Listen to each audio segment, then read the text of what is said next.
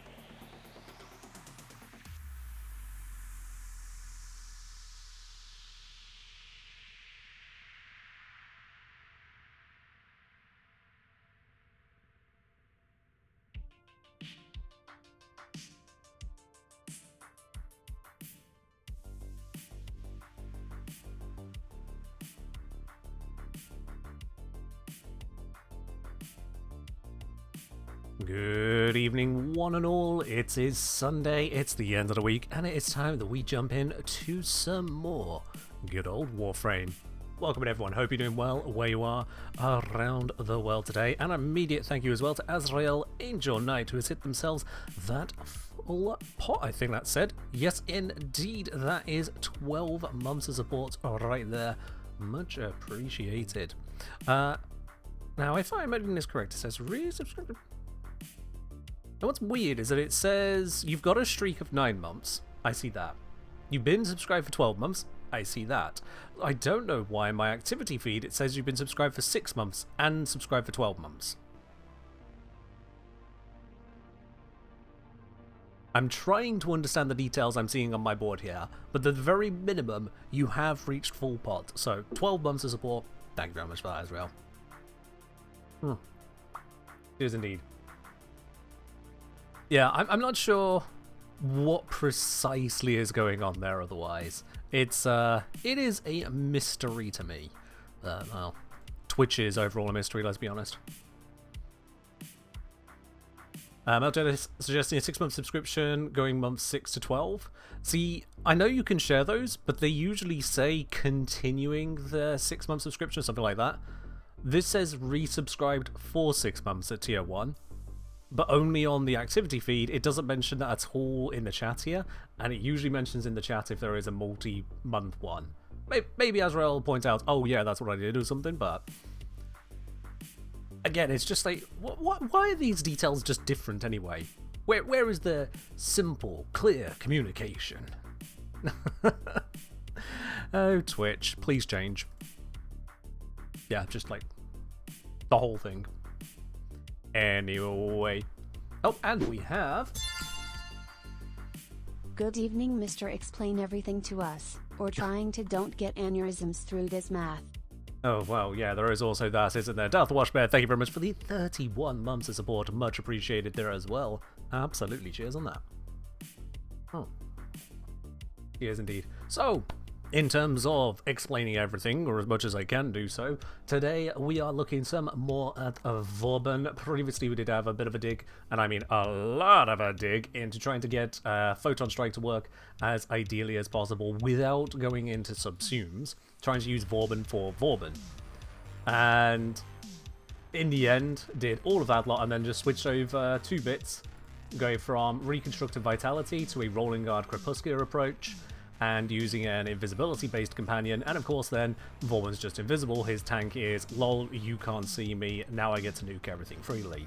And unsurprisingly, that just worked so much better. I have something in my eye, can it please? There we are, it was an eyelash! How dare, how absolutely dare, the one thing that's supposed to protect my eyes. went into my eyes. That's going to be slightly frustrated for a bit, but it's all good. Bye with a hydrate. Cheers. But yeah, that was the main focus on that, and we verified that the blast procs are indeed a big part as to what makes Photon Strike work. You need to find a way to cascade things, so having enemies grouped up is a big part of utilizing it as well.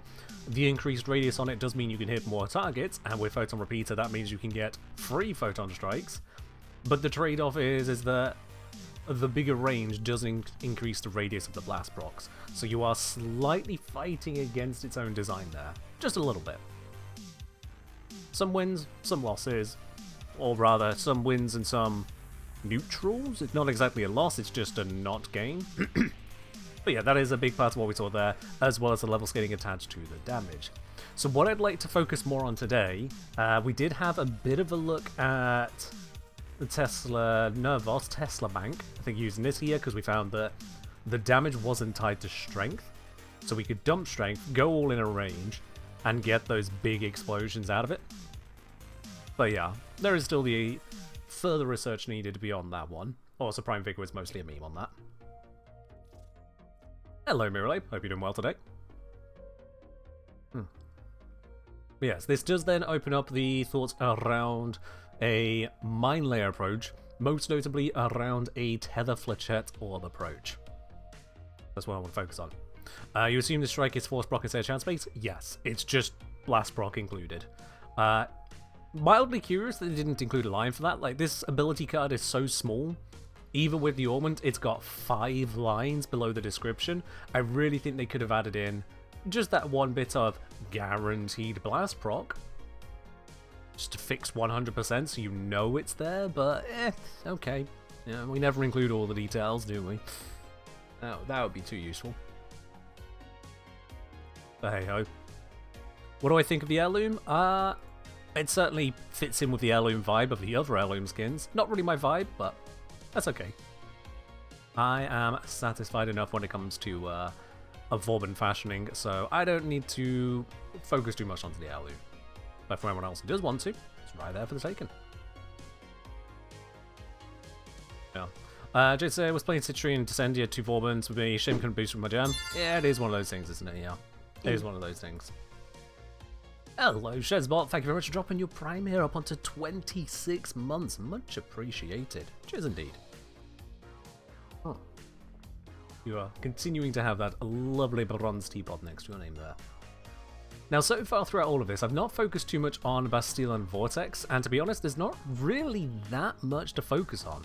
In terms of abilities, they almost didn't change. Bastille no longer has an enemy cap, which is big noteworthy detail. It's not tied to strength or anything like that, it just picks them up. But otherwise, the armor cap on it is slightly higher. We've already shown just how irrelevant that is, or certainly it's not the most powerful approach to Vauban's otherwise lack of tanking. Vortex's ability to apply magnetic procs is now tied to strength. Cool, okay. So you can get more out of it, so that's a thing as well. And then you're limited in how many vortices you can put down, that's it. So we don't really need to think or focus on that too hard, because it is still just either a control or grouping ability with no further faff or wonder or merriment to it. The only other concern is that, of course, whilst there is a vortex going on, throwing your other abilities can become a little bit more complicated. Yeah. Hello, Queen. Welcome in. And then Tesla Nervous without Tesla Bank, we haven't had too much of a look at, but also, I have to wonder just how much there is to look at. They are mostly a bit of stunning, a bit of electric, a bit of energy regen via Archon Stretch. Jobs are good, and yes, I know this could fit Archon Stretch once there's the capacity. Same. But yeah, speaking of capacity, what is the most draining mod on here? It's gonna be that one. So let's just slap a polarization onto this, slap an Omniformer right into there. Beautiful. Now I can do that. Actually, I probably can do it even better that way around, can't I? Yeah, that's just smarter. Because Archon Stretch is even more draining. Jobs are good. And that does mean over here as well, that can swap like that. There's even more room. Yay. And stuff. Shells are saying usually go with inverted controls. So vortex pad into bullet jump, to vortex into orbital strike. I mean, fair enough, yeah. Yeah, that's fine. Okay, so yeah, let's go over to mine layer focus now. So again, no subsumes for the moment, getting started with Vauban for Vauban's sake, and then seeing where the weaknesses are, where the strengths are, where we can take things. To be honest, I could probably copy over this as a starting point, so that's exactly what I'm going to do.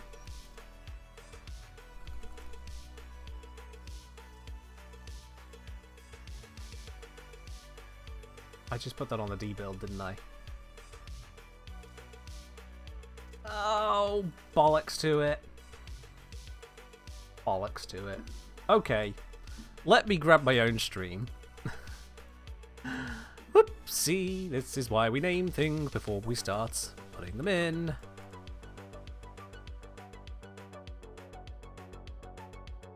Mild technical difficulties. Please hold.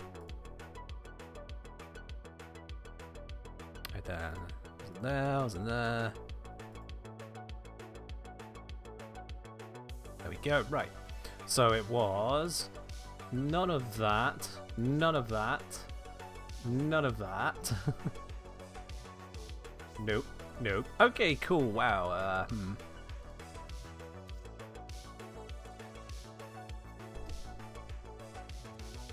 Pop you on.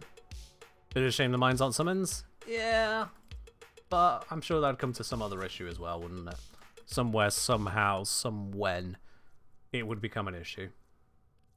Yeah, range, I had overextended into there. Health, we had prime vigor in there. Rolling guard doesn't really have a click search, so I'm just going to go here. There we are. There was Tesla Bang, which is all into these. And then Natural Talent, which again does not pop up with a normal click, because it is casting speed. There we are. That is what I had on there. Let's now name that so I don't lose that. Tesla Bang. And then this is interesting. Right. Now let's copy this over without breaking other things.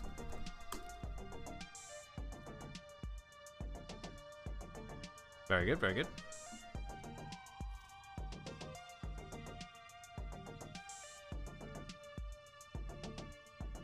Okay. So, with this starting point, we're not going to need Photon Repeater anymore because that is no longer our focus. It does mean that Photon Strike overall is just not going to be of major interest to us, but it is what it is. We could consider something like Enduring Bastille, whereby killing enemies within Bastille will extend the duration of it. But I don't know that we really need that, to be quite honest with you. Mine layer duration at the moment is 30 odd seconds, because we are using Transient Fortitude to bring the duration down a bit. Unfortunately, when it comes to duration, the next option for a lot of duration costs our range. It's kind of a catch on that one. We can throw in something as ridiculous as Constitution, which will give us some more duration on that there. Which is, yeah, about another 7-ish seconds, but yeah. Do you need Corrosive Projection if his 4 armor strips anyway? As much as the 4 does strip armor, it only strips armor from enemies which are caught by it or caught in the area. This gives you a generic armor removal or armor reduction as well, which applies outside of the Bastille area. Beyond that, other auras to go with it. I mean, we don't really have a lot of good auras. What we're going to do, put on an energy siphon for 0.6 energy per second. That's not going to go very far. In terms of the other dash polarity ones, holster ramp, loot detector, enemy radar, they're not exactly celebration worthy. Sprints boost for 15%. Pistol scavenger. A lot of auras are painful, I'll be quite honest. There. Enemy radar is an option, and that is a utility option. This is a damage focused option. Take your pick. It's up to you, really. Auras aren't that impactful for anything we're doing here with Vauban. If you want to put a former over the slot, say an Omniformer, to allow yourself to happily throw in anything like Growing Power, or Brief Respite, that's about the two that stand out to me as potential improvements over this. Or if you some reason want to go Mecha Set, but there's not really a good reason to go Mecha Set. That is about the extent of it, let's be real. That is about the extent of it. So, there's just not really much else to go there, is the honest point. With this, we are going to have plenty of energy. It currently shows 499 because it has been down ranked by formering it, but we'll get that up again shortly. Honestly, I think just try this as is, see how it feels, and then see what we need to fix, is the point here. See what we need to fix. Now, this is going for the tank approach, which comes with downsides, most notably death. Vauban is not a good tank. But if we grab good old... No, not. We don't want EV. We want the Thagomizer. There they are. We'll bring the Thagomizer as just a viral support to go alongside this and just kind of see what Vauban gets up to, and then take it from there as to what I want to adjust. I'm also going to grab a Xerotic Focus for the energy support. I haven't upgraded the focus tree thing, Textless Artifact yet. It's on the docket. It was only like this week that I unlocked the 5th artifact, so still need to get the resources to actually rank up all of the schools, which is a process. Hello Flashpoint, I'm doing well today. Hope you're doing well yourself. Now, I don't know why auras are relegated to being quite so bad, I'll be honest. And I still find it weird that there's no way to make it where your aura is more effective if there's fewer players in squad. That feels like a missed opportunity to me as well, because... Oh yeah, sure, work together, blah blah blah blah blah blah blah. Most times people aren't coordinating their auras that much. Gone are the days of corrosive projection times 4 on bust. Oh wow, the clipping it there. Chin through the collar, that is... Huh. Right then. There's also a main reason I shout out enemy radar is it can be nice at spotting enemies caught in corners from Vortex. But yeah, as someone else mentions there, Animal Instinct also covers that for you. So it depends. Do you want to have it where enemies are not debuffed outside of your abilities? Or do you want to make it where you need a mod on your companion? And we also have a built-in enemy radar, which it's not a very big one, but it is built-in as well, so factored into decisions these days. Anyway, let's head on over to... Let's do the lure one again. It's what we were testing against last time, so why not test against it this time? It's a fair comparison point.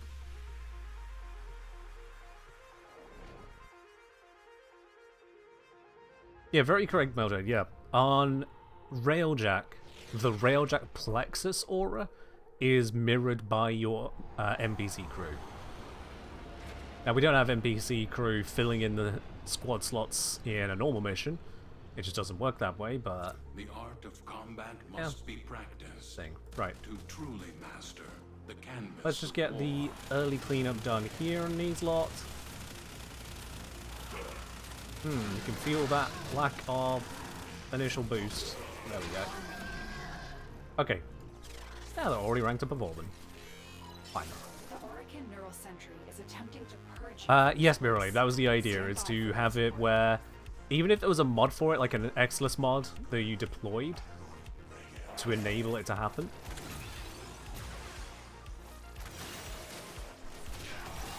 It would just be nice to have that feature so that you didn't need to rely on having a team.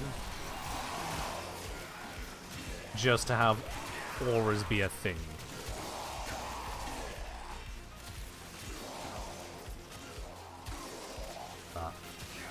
Who's to say what do you want with that?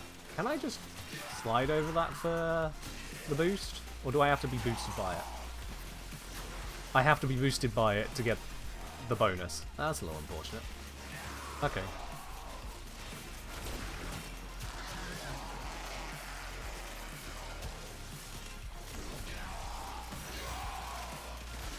Let's lob these there. Oh, that missed and has gone really, really far. Okay. That's how it works now.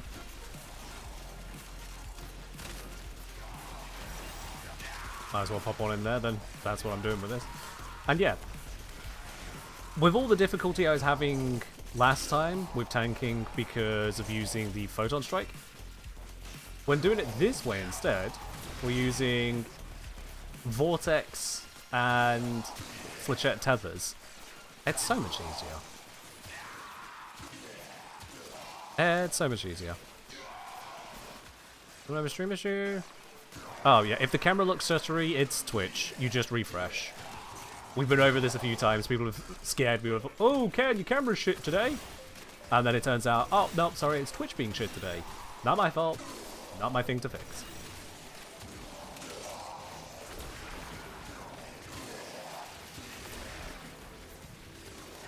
Now. You're seeing the Vector Overdrive pad is really useful setting up choke points. I mean, let's see what I can do here. I can do that. And then, well, the enemy's going to walk into that and get boosted in. I suppose it's too close to the vortex range. So maybe I'd want to go a little closer.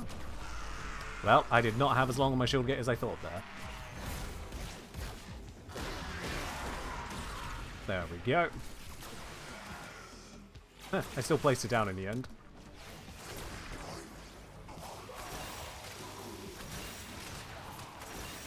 Do that. That should cover pretty much everything. This guy's holding on for now. Nope, never mind. And a big old blast hit to take out the group of them.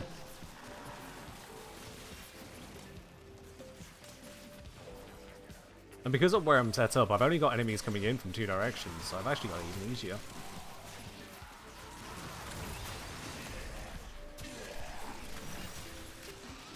Oh, I'd still love in world timers for these, like.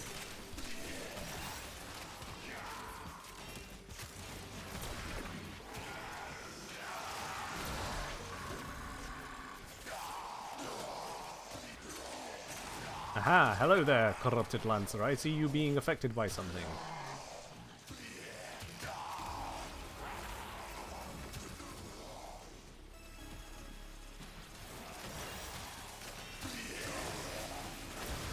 Yeah, I've got the 1500 armor now because I'm using Bastille in combination.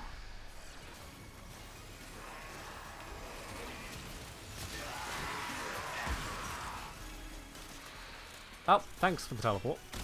Always disorientating. Oh, and another one. And another one. Are you stuck in the wall? Nope, you're not stuck. Uh-oh. Hey, can you come over this way?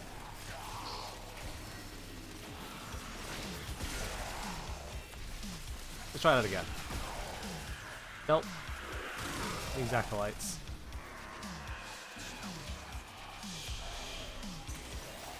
Bullshit in their resistance to bullshit.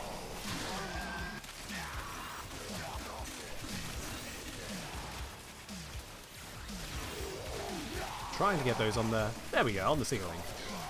Should have a little bit more effectiveness there.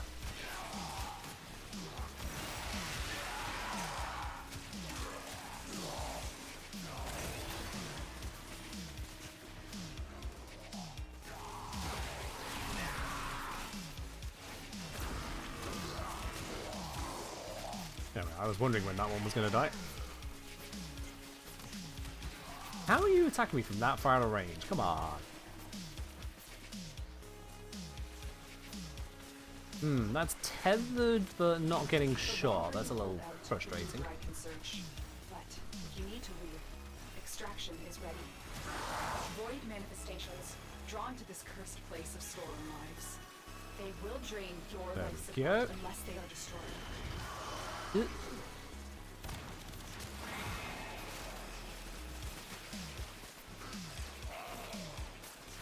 Did they fix the visual flash from Mystery yet? Yes, that was a priority fix from DE. They recognized, yep, that's a problem.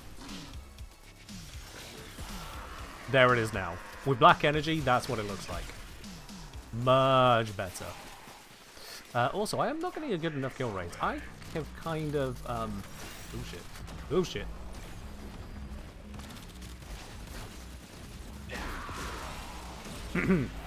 I'm kind of not getting the kill rate to maintain life support here. Or maybe there's a whole bunch of life support capsules that I've just not picked up and so I'm not seeing them. That's going to kill me. Yeah.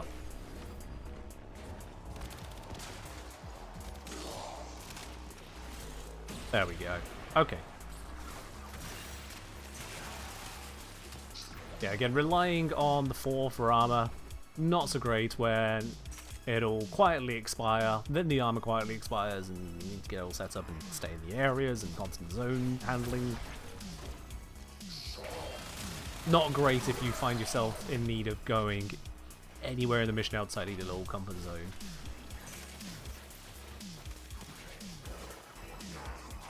Wait. Launch when I press the button? Thank you.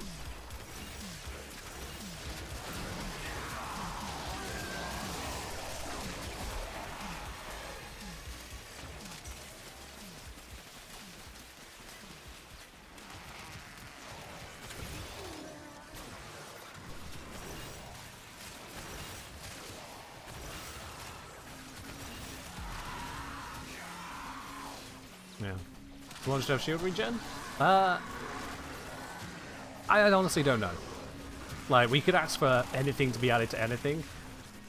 I don't know. It's the honest answer on where things should or should not be.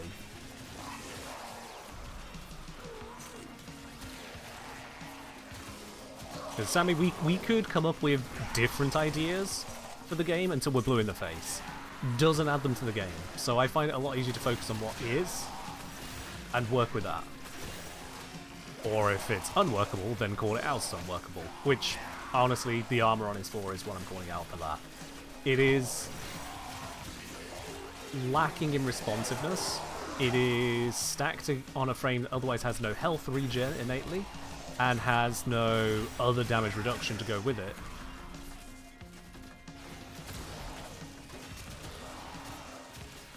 It's just not a combination I would have gone for. And I am trying to make it work. Believe you me, I am trying. I've got vitality on here, I'm picking up the armor. I am trying to avoid as many issues as I can. I am failing to avoid many of those issues. I've had to self-revive more than a couple times whilst trying things out here. Oh, and that's violence. Okay, didn't realise, my bad. We use the gun for those.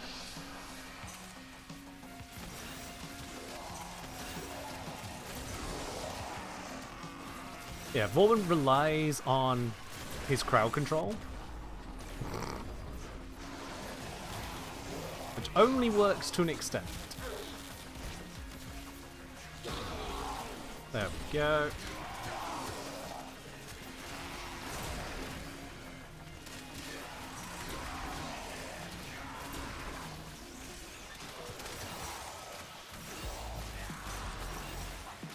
Oh, I picked up a bunch of credits.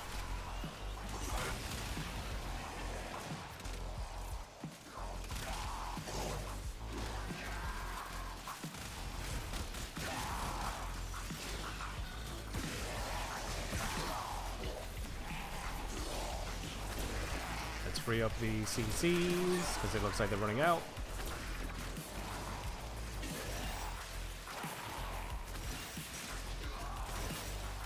He has a base shield of 2 times base health, does he? Doesn't look like that to me.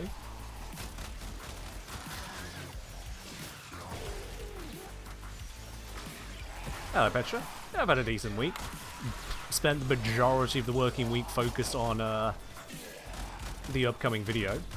It is lucky to be about 75 minutes long when I'm done with it. Don't worry. I'll take very good care of Verona. I have just the spot on the kill Alright. for her. These things are out again. Do that to just try and amp it all up. I still haven't got my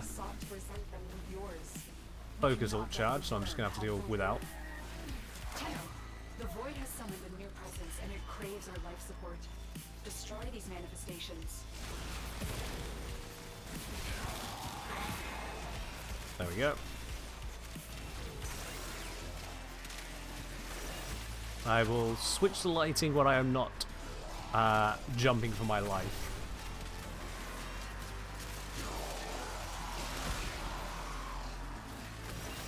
Alright, yeah, the 4 run out again.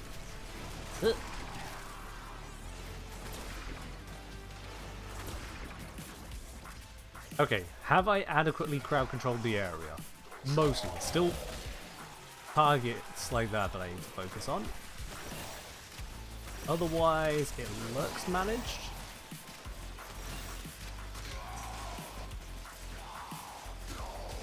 Yeah, there's still those long-range shots coming in, as they do their best to mess with me. Oh, and he's running out again.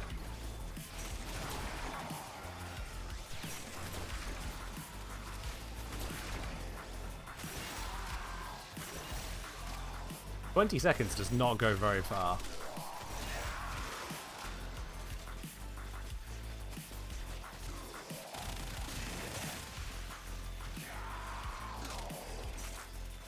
And to be honest, unless I'm really badly throwing the flechettes, it doesn't feel like those are going very far either.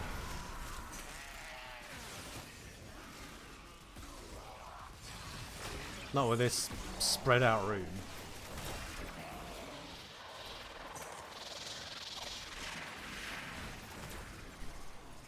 Alright then, Misery, welcome to the club.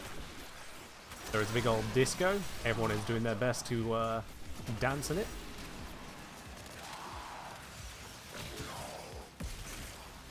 Oh man, Misery was out of range of that? I had so many caught in that.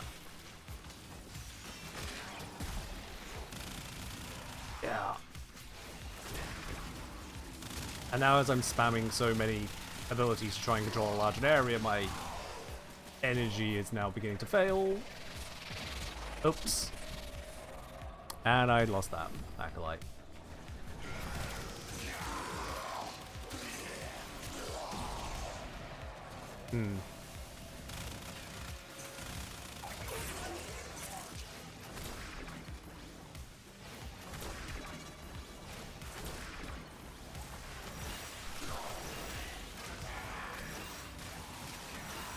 Alright. Alright, so this is Slick saying, how did outcome by to ask? Arcane Fortifier, is it really good on secondary weapons? With Heat Bond secondary, can we invoke it pretty easy? Oh, sorry, we can invoke it pretty easy. But with the old piece update where we have Operator Arcane, which has Heat status for secondary throughout mission, does this Operator Arcane invoke the secondary Fortifier Arcane, so does this free up a mod slot? Okay, lot of an essay to try and take in right this moment. Thank you very much for the bits to the message there. You're basically asking, can you use an Operator Arcane to give you heat to trigger an arcane that relies on heat? Am I picking up what you're putting down there?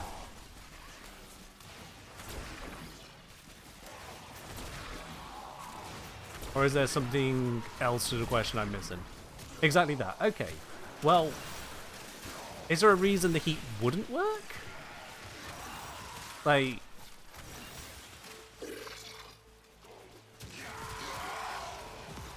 Hold on, secondary fortifier. Secondary fortifier. I don't memorize a lot of these stats offhand, so I can't remember the exact triggers on that. I could have sworn Cascadia Flare was the heat-triggered secondary arcane. But fortifier... Yeah, that was the damage to Overguard. Yeah.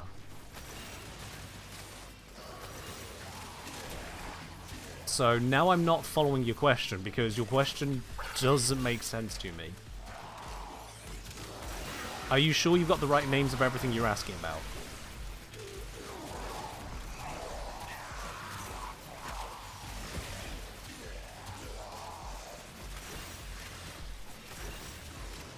Oh, Jade, please don't jump to Heat Inherit every time someone mentions a Heat question. Please, for the love of God. If someone wants to ask about Heat Inherit, they can motherfucking do so. We don't need to add in that question every time. I fear we are seeing the consequences of that risk now. Destroy these void-stained enemies. You got the names right, just you don't have the necessary things to test this theory out. What's your theory? What are the moving parts here? You've said... scroll up now. I've seen enough of this mission. Let's get out and properly understand your question here, because... Right now, it feels like I'm being asked, can adding salt to pasta make a dessert sweet? Which is as nonsensical.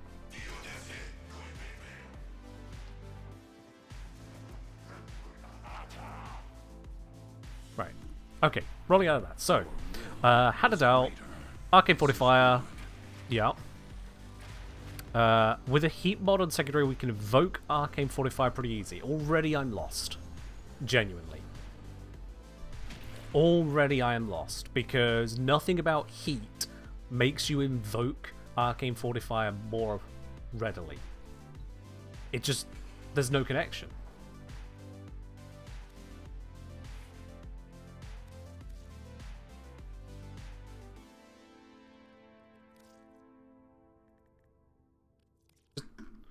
You gain Overguard for every 100 damage dealt to enemies Overguard. What about heat, in particular, that you're calling out, enhances this? Because I don't see it.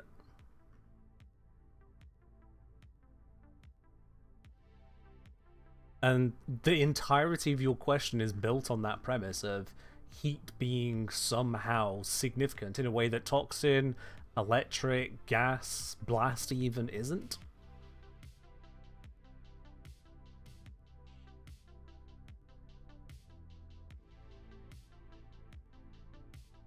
Oh, now you think you got the arcane wrong. Okay, right. Yeah, usually good to double check when people are telling you they don't think you got it right. So, Slick, would you perhaps be on about Flare, Cascadia Flare, on heat status effect, gain damage up to 480%?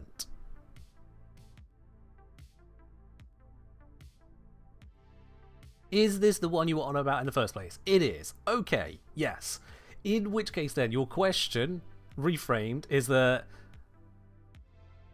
does giving heat to your secondary allow you to deal heat with your secondary to trigger the arcane that says when you deal heat status?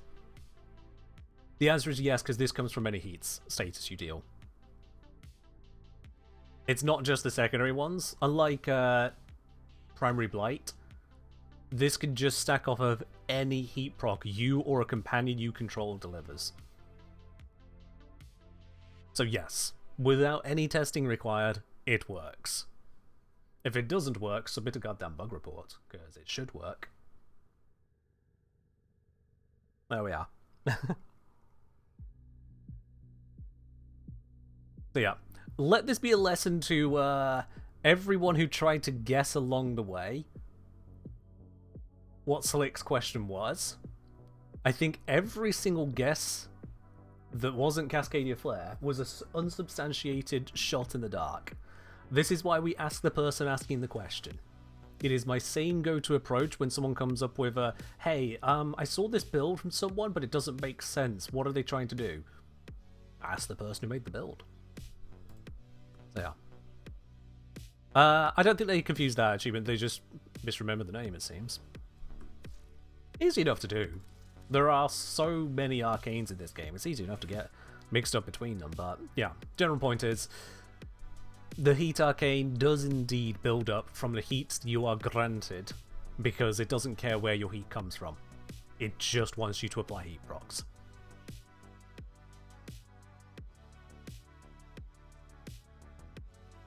Cheers, Salvatore. Ah. Right then, now we can change up the apple. There we are.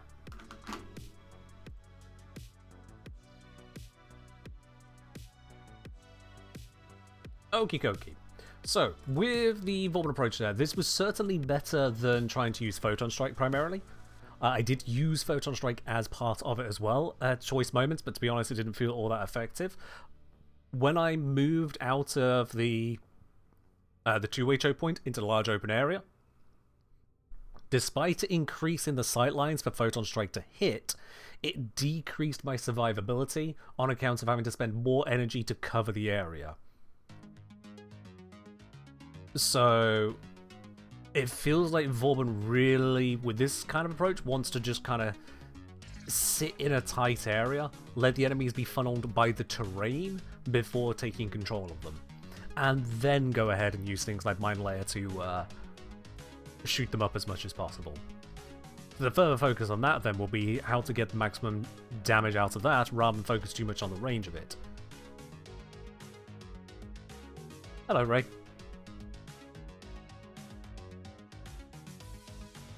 It almost goes so far as to say that we just don't need to focus that hard on range. 175% might be too much. I still don't like that you have to get yeeted for this to give you its bonus. Because I tried rolling over it. Yeah.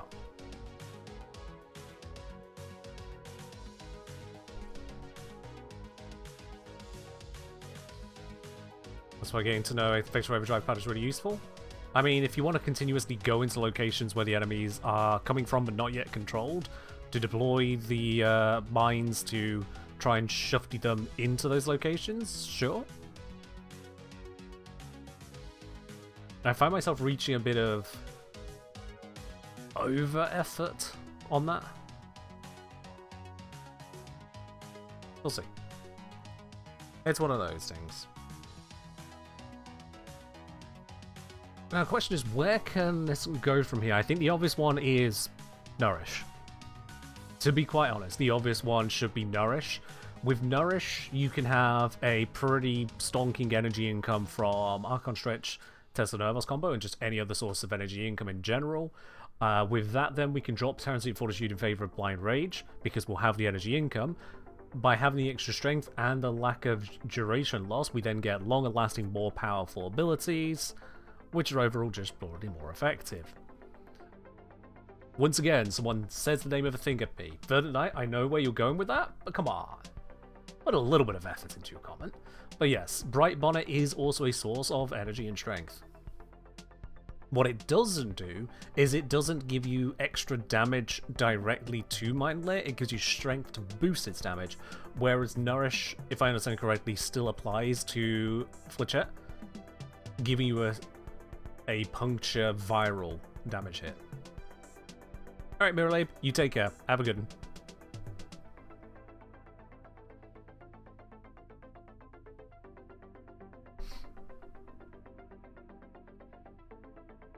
It's still weird to me that Vector Overdrive only gives you the damage boost if you get heated, not if you roll into it or just kind of be in its vicinity. Still seems a little odd, but yeah.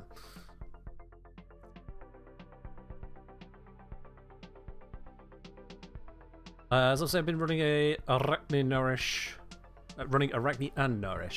I mean, yeah, nothing wrong with going for a little bit of an Arachne approach. 30 seconds of primary and secondary damage, which for some reason applies to an ability. These inconsistencies kill me, I will be honest. It's one thing knowing they exist. It's another just having to constantly go through the process of which ones exist. What ads in your resub on Friday's repo? Ellie, you aren't showing us subscribed. Let's see, what? Let's have a look here. So, yeah, it says you did use a resubscription with Prime 2 days ago.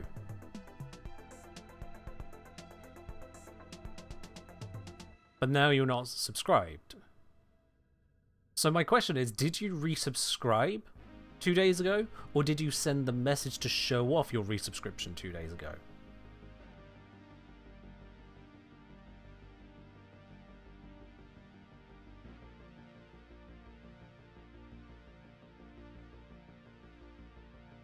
Another one of those things where Twitch does its best to hide the information, because from my side it says resubscribe, but it doesn't say when someone's resubscription schedule is within that, so I don't have access to that information.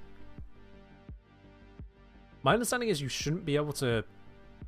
Yeah, you wouldn't be able to drop your Prime until it ran out, but then yeah. Logrin! Thank you very much for the gifted sub over to Umbrella. That does slightly get in the way of something else. But thank you very much for the gifted sub there. Much appreciated. Cheers on that. Ellie, in a very weird stream situation, are you able to check if you're given the option to use a Prime sub on a different channel? Because if you're able to Prime sub on a different channel, it means it's come off of cooldown. And if it's come off a cooldown, then that would be why it ran out here. Because that's the thing, Ellie, is that if it was off cooldown, you should have had to actively hit the subscribe button, not just share the message. So which one did you do?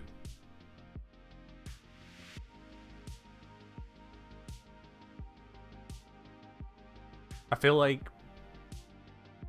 you should know which ones of those you clicked. Yeah. Kelton wanting a dark green. Dark green. Looks like that's the darkest green we got on here. Yep. You press subscribe, said Prime was active, then you share the message. Okay. Then yes, you used your Prime then, so it should still be active, so... Yeah. Has your Amazon Prime run out? And if not, then the only other thing will be to contact Twitch support and go, yo, what the hell is this? And demand they get you back or something.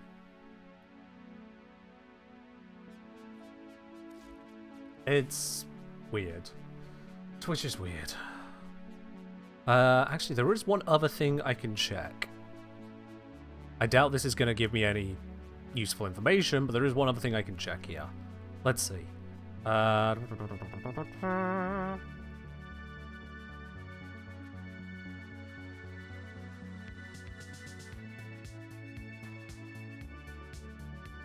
February, no Prime subs happened on Friday.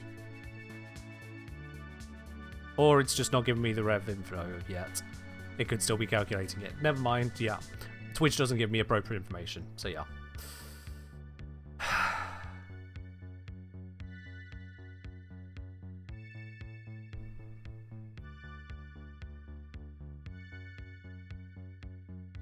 Yeah.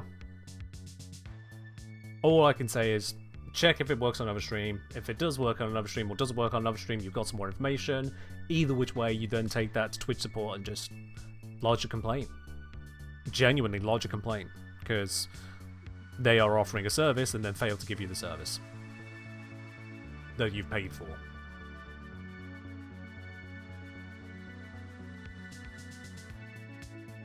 I want to test this theory. A secondary fortifier with heat inherit refers to a specific build strategy that combines a secondary fortifier arcane with a heat inheritance mechanic to create a powerful heat-based damage setup, often uses certain secondary weapons. Heat inherit, heat damage second. What is heat inherit? Oh god. Who can mention heat inherit? This happens every time. God damn it. Heat DHC, sensitivity. Wait, you're just copy-pasting the explanation of it. Okay. I know what heat inherit is. We don't need the copy-paste of the thing there. Slick. Rather than you filling up the entirety of Twitch chat with the copy-paste of someone else's build guide, because that does appear to be what you're copying here. As kindly as I can ask, can we get to the question? And if the question is about someone else's build, they are the person who has built it. I can give you a mechanical answer. I'm not in a position to review a build you picked up off of Warframe or YouTube that isn't mine.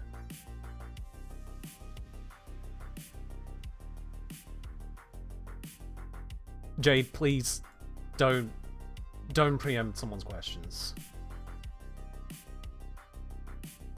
You missed the mark on the last one. I just want them to ask their question.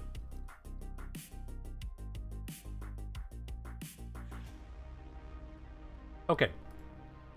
Vauban. Survivability was a little bit of a shaky, but again, if we can get the right camping locations, that's where it's going to work more effectively. The radius on this is 17.5. The radius on this is 35. Okay, so the grab range on that is twice the effective radius on this. Interesting. Can we get heat inheritance for Operator Arcane for having a heat inheritance for secondary? Right. So your actual question then, now I can translate that into something functional, is does the 250% maximum bonus from this count as 250% heat modded bonus for heat inherit purposes? The answer on that, not sure. Haven't tested that. That's not something I'd focused on for verification purposes.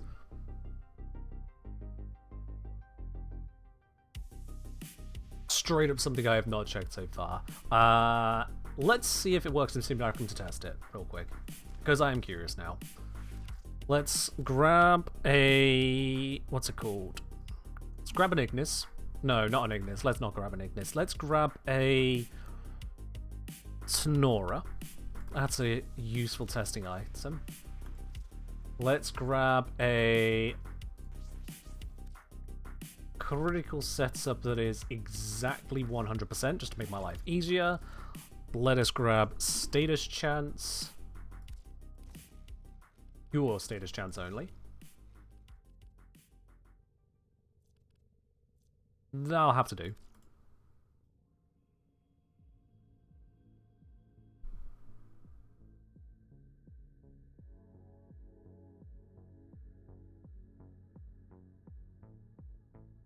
That's so weird, Ellie. Honestly, all I can suggest is, and recommend, is lodge a complaint with Twitch. They've clearly messed up. Something in their tech needs sorting out.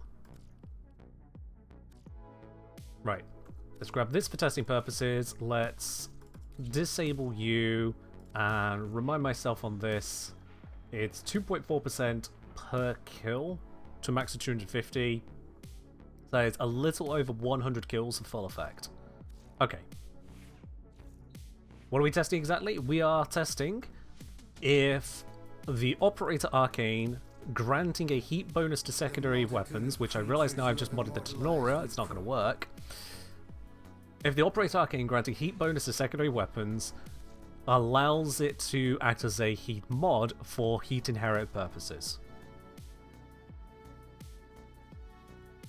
That is the specific test being performed here. Let's use...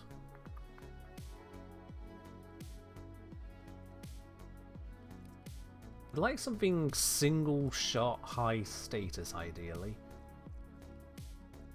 Single shot high status.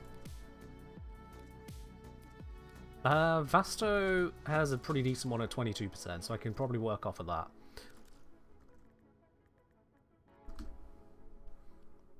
Let's see. It's got a very little puncture and impact, so I can actually get away with using a puncture or impact status chance mod as well. If I have them.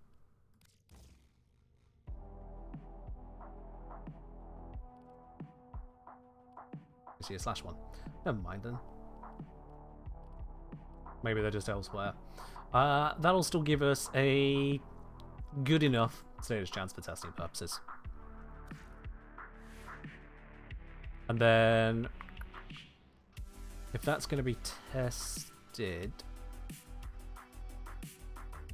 we need a source of heat from somewhere else as well that's single shot. So that would be Tenora then after all. Oh. Actually no, I'd like something with innate heat.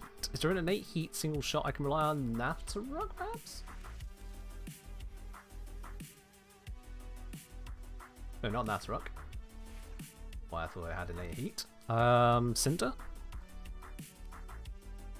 Ah! Sinter does have it. There we go. Okay.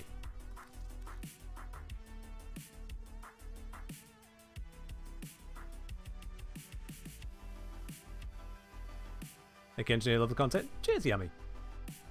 Any idea for an underrated weapon knowing Carnon's just shred? Basically, small amounts of setup possible. I'm not sure what you're really asking, to be honest. Underrated weapons, not in Carnon's just shred. I'm going to have to assume you don't mean the shred mod. But, underrated? So you're looking for a weapon that's good, but somehow the entire community has not noticed.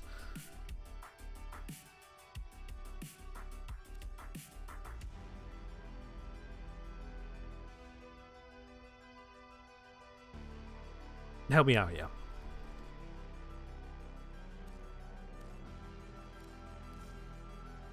Alright, let's go with that, and that one.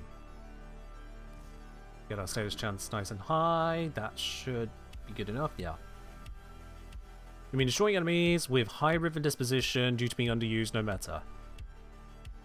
No, sorry, no. No, sorry. What you're asking for doesn't exist. You're looking for something that is high riven disposition because it's barely used, but still really good. To, quote, be destroying enemies. But also not be an incarnate, whereupon incarnates are the high disposition weapons that are still really good because D decided to stop updating, or certainly stop reducing dispositions.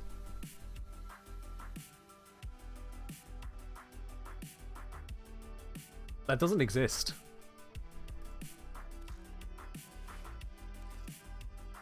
If it's an effective weapon, it's not underrated. You might come across people on Reddit, on Discords that go, nah, it's shit. But those people will just be wrong. That's not underrated, that's just you're asking the wrong people.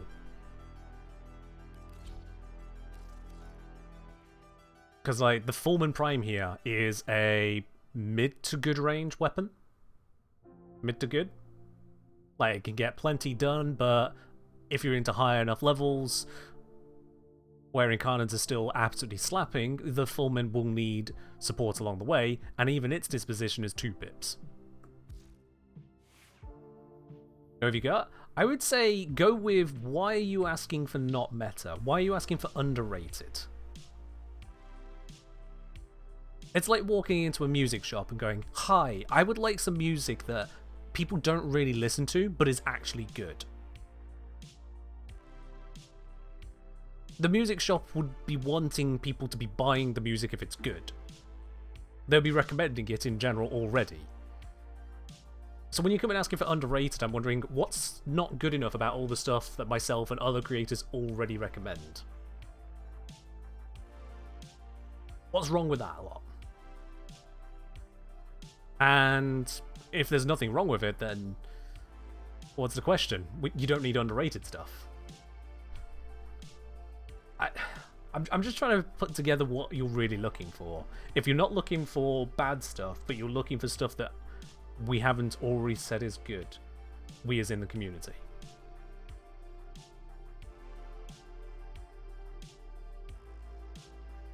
That's just what's got me stuck there. Quickly from Phileas, how much of a difference does a good companion make to gameplay? A hell of a lot. A hell of a lot, yes.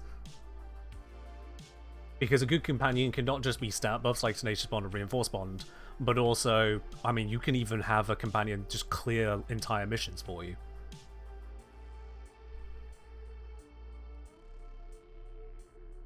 Migok, you're inhabiting the wrong places if you're seeing people go, oh, you're using influence, that's slop. Just stop taking the opinions of grognards who spent the last 20 days on the internet without sleep or showers. Just don't do it. Your life will be a lot better when you stop taking the opinions of people who, frankly, just want to hate on what other people like.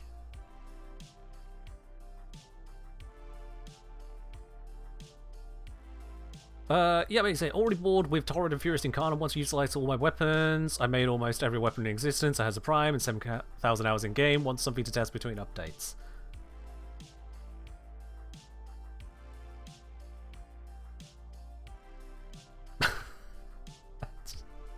Okay.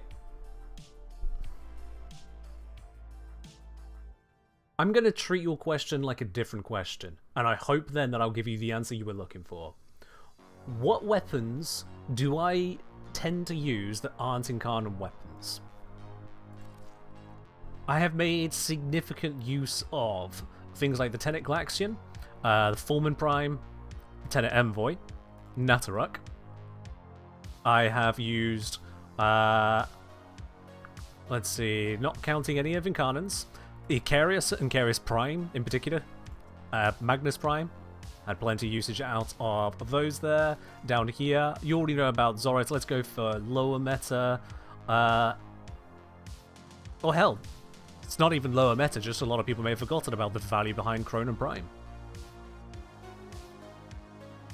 Chronon Prime, Redeemer Prime, go a little old school, why not? The weapons didn't stop working, we just got other things. And likewise, you can use Wars for Exotic Contagion. If you're wanting non-incarnate, not hot off the presses kind of stuff, there's some ones to have a look at. Yeah.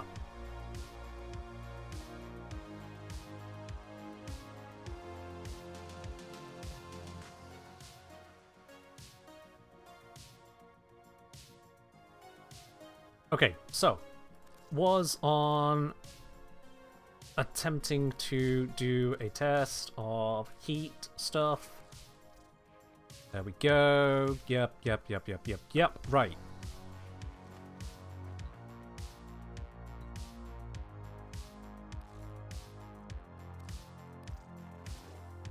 You are a true hunter.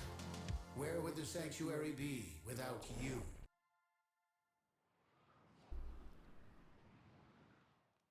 Is the amp video still up to date? Amps haven't changed. So, yeah.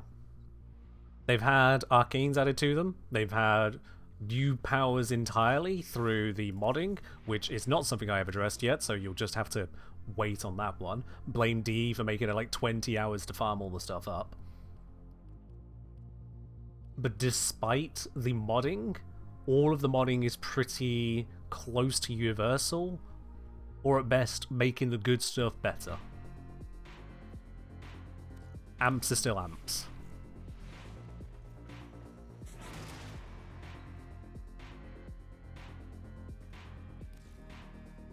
Right, achievement. Have a good one. Right then, let's see here. If we go... I'm going to need to get a bunch of crappy enemies first.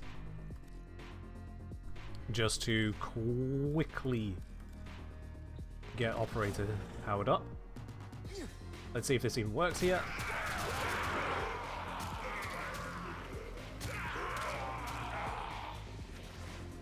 Okay, that is showing...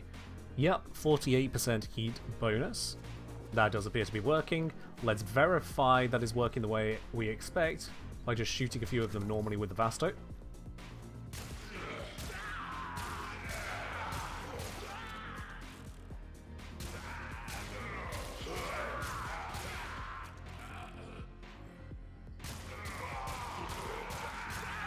This thing does not appear to have the status chance I thought I gave it.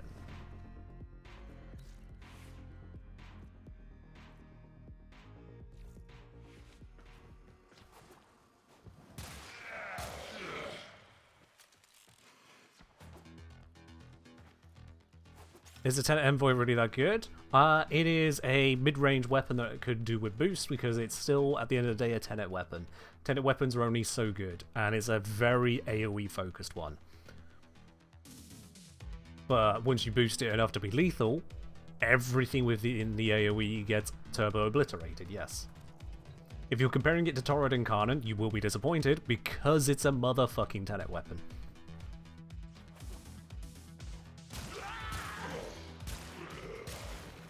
Okay, heat proc happened. Heat proc definitely happened there, so that is a point in favour of at least the operator stuff working. I'm just kind of curious as to where the status effects were for so long. But I guess now they're showing up.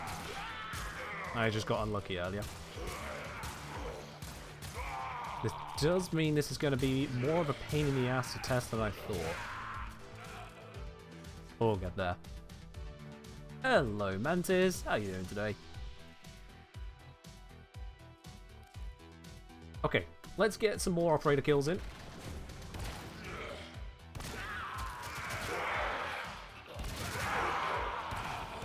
Not the best amp for this, but it's a nice, powerful, versatile overall amp.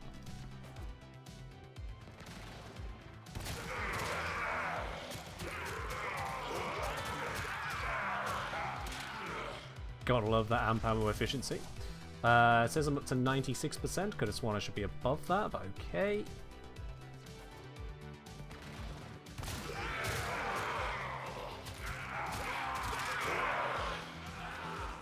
%. What is a heat proc effect on 1 in 5 opponents? Slick, I feel like I don't understand how much you do or don't understand about the setup to properly answer that right now. So how about I finish answering your earlier question, because you asked something with a serious test behind it, and then I can get to whatever's got you confused there. That fair?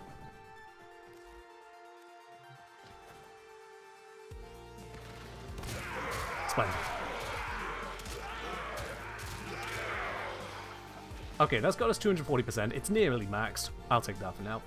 So let's just again verify we are getting the kind of heat that we're expecting.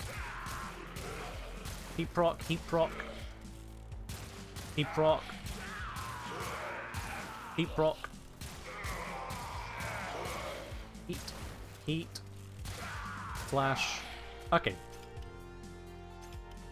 It's not as high as I'd like it, but that is a good enough ratio of heat procs triggering to test this out.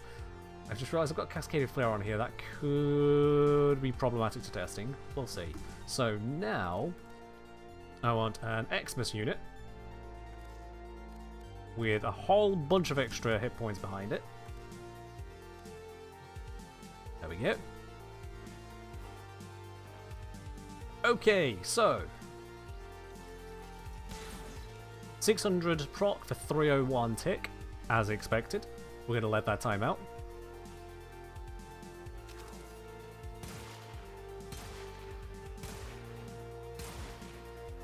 Tick off of that is 189 with a non-crit. So if Inherit doesn't work, we'll see 489. Oh, that was a crit. Let's wait for that to go. Actually, no, we can just add 300 to that or not. Oh, fucking crits. God damn it. Okay, we'll wait for all that to go. Let's try this again, shall we? There's our hit. 600. 1,209 on the heat proc. 1,209.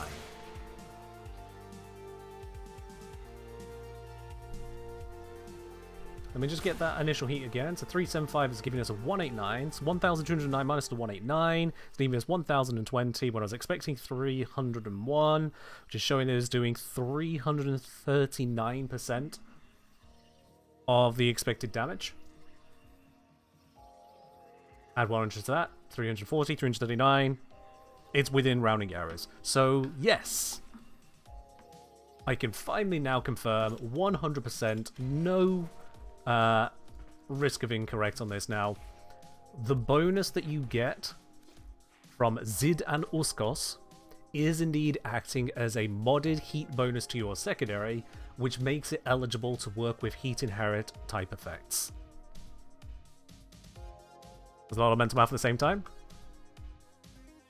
It's not mental. I always have my calculator next to me. Always. But yeah, so you can get up to 250% heat, modded heat bonus there, and you can then carry that over to any other heat-based effect that happens to land after you've landed a heat proc with your secondary. It does also mean if you've got heat sources coming in from, say, abilities, which land first, then this will be far less effective due to heat inherit inheriting the weaker heat effects. Yeah, say for example you're running Ember, you hit everything around you with a heat proc from Ember, that'll reduce, or not reduce, that'll give you a 0% heat bonus in effect first. So if you then shoot them with your secondary, those heat procs, instead of getting their 250% bonus, they'll get Ember's 0%, because Ember is not modded for heat damage bonus. So like you could still land a hit of 350 damage, that's 100 plus 250 from the arcane, but the proc would still be 50 damage per second, not the expected 175. Heat inherit goes both ways, good and bad. And it's very often the bad that people actually encounter, which is what makes it a bit of a weird one. It is just a weird one. Operator's very interested in something there. No, don't try and look around. I know what you're up to. Yeah, you're really interested in something right here.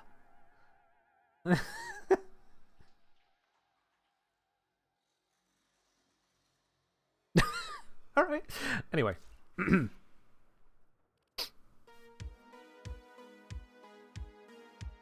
Yeah. All a bunch of bits and pieces there. I suppose this is as good a time as any to say if you enjoy seeing me crack open all of these details so that you don't have to do it. I've done it for you.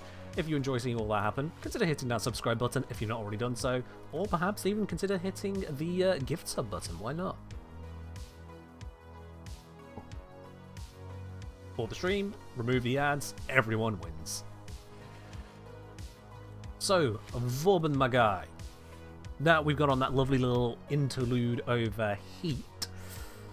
Where do we go next with you? So I've gone with the slight shift into more duration there.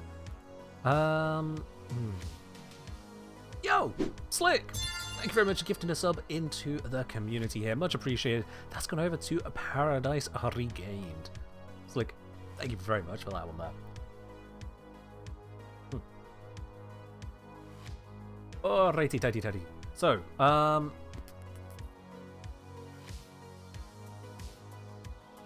yeah, let's go with the Nourish approach. What will I replace for the Nourish? I'm thinking Photon Strike is the one here because we're focusing on Mind Layer.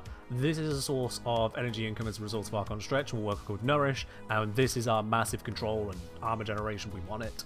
So yeah, Photon Strike is the one to go here. Let's give it a try.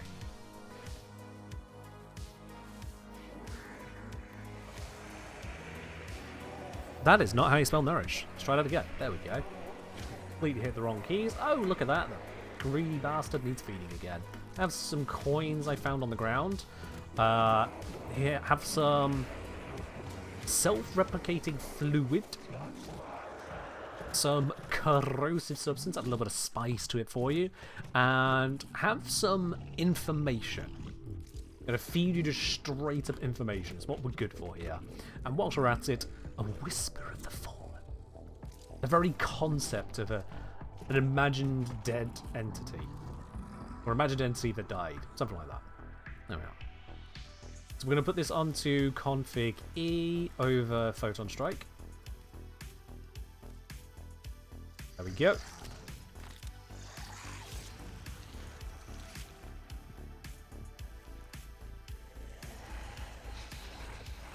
Lovely. And whilst we're at it, as we are making modifications, let's make more modifications real quickly here. Let's go with you. London. Alright then. Now Vauban just looks a little bit different. Why not? Swap that back over to being the Berston. Swap this one back over to being Latham. Can't go wrong with those. Have us a generic overall funsies companion. Actually, do we want to use this one right now? No. Let's swap it to Thagamizer. Okay. And Apple in the background again. Sure thing. There you are. So with this approach then said... Swap my drain, damn it. We said swap this over. So as much as our efficiency hits the floor... Our energy multiplier is 2.46 times, which means functionally compared to our energy income before, yeah, it's about 2.5 times, so cast costs are about 2.5 times reduced, which from a position of 155% means they're effectively more like, I just don't want to do the numbers.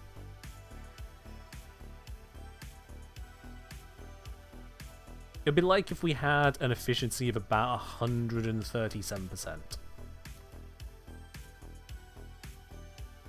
So that is an improvement on energy economy. We've got the energy max to account for and handle that. I'm not going to make any changes to the current setup for energy economy purposes.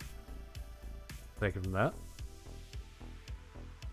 Overall, this does give us more strength on this. It does give us more duration. Those are both positives. We're up to a 45-second duration on this now, which is definitely nice. And the damage bonus from Vector Overdrive has gone from 1.5 to 1.61. We don't have any capacity left to fill in the extra slot at this time. That'll just have to suffice. Yeah. Let's roll out with that one, see how it comes together, and see if I want to make any further changes. Well, I will want to make further changes, more getting a feel for what changes they are. Let's go to the same mission once again here.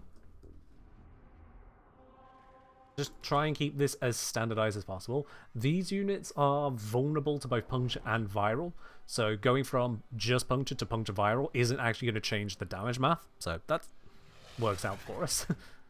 Completely unintentional, but I'll take it. To truly master the canvas of war. That is not the opening you want.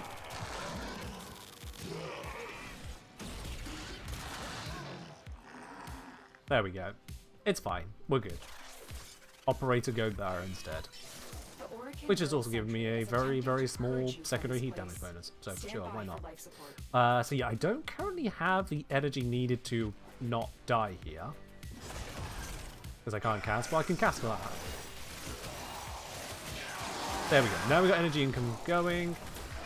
Pop this over there. Let's get our armor going. What even is going on with these light shows? I don't even know what's happening there.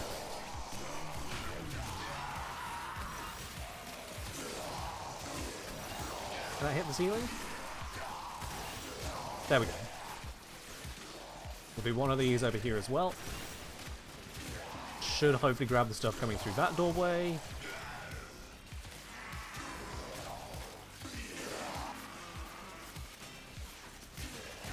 Does it have a limit on the number of enemies it wants to grab with those? I feel like it does.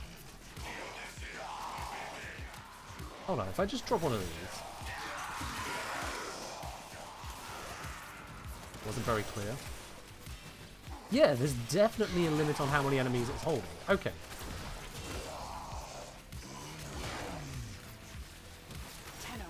If you have a Now I know. This would be an excellent place to deploy it. So we do want to be combining them. This, that, this. Oop. A little drain on the energy we didn't want, but it's okay. I've got a vortex here. I thought they would have been in range, but I guess I did shrink the range a chunk. How much did I shrink the range by? 17.5 meters. Doesn't actually go that far. Yeah. Oh yeah, it does say max targets too in there. You're very right.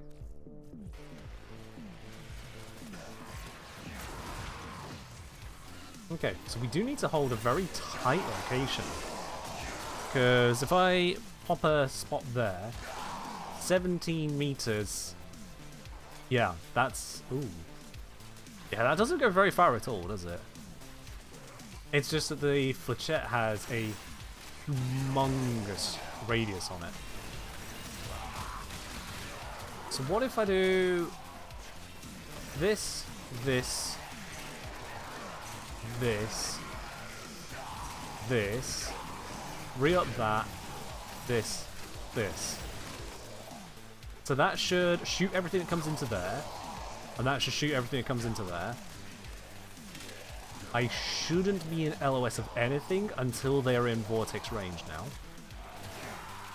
Emphasis on shouldn't. And I can deploy these to also get my energy income going again. Nope. Thanks to the black and white, I couldn't actually see that was a heat wave coming for me. These run out, gotta recast.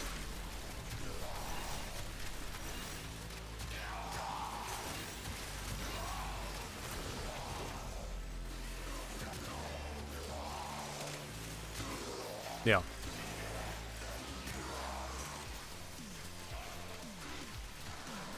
Okay, so getting a good manipulable location, I am now safe. I still wish these had visible timers on them. The ability timers as we've got them are just not good enough in my opinion.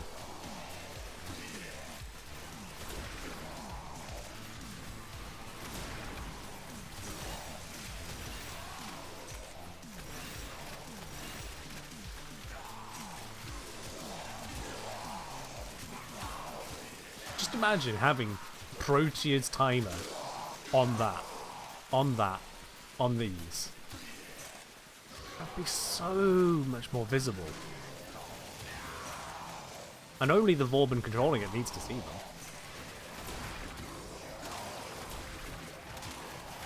Oh, that is not what I wanted to use, but I suppose I can use it.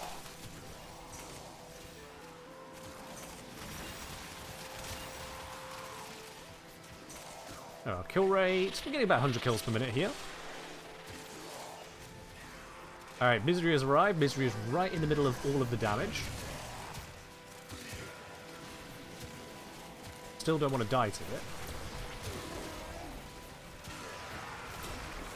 it.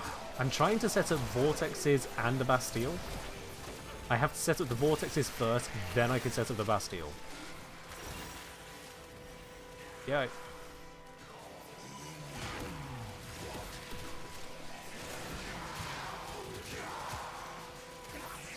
Yeah, because if you try to set up a vortex whilst you're in the Bastille zone, it'll try to convert the existing Bastille into a vortex. So you need to cast the vortices first, like that and that, then a Bastille here for the armor stripping, and then I can focus on these. Ah, I got caught in that. Extraction is ready. These manifestations, they aren't from the neural sentry. Destroy them.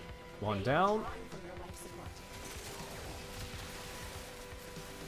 He's just getting absolutely wrecked by the duplex bond. 2 down. Re-up this. Re-up that.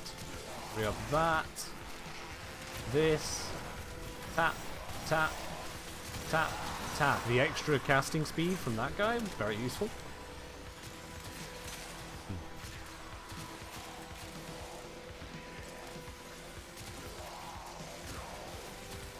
And there we are. We've got control of the circumstance. I need to stay mobile enough that the game doesn't try and time me out, because I'm not attacking.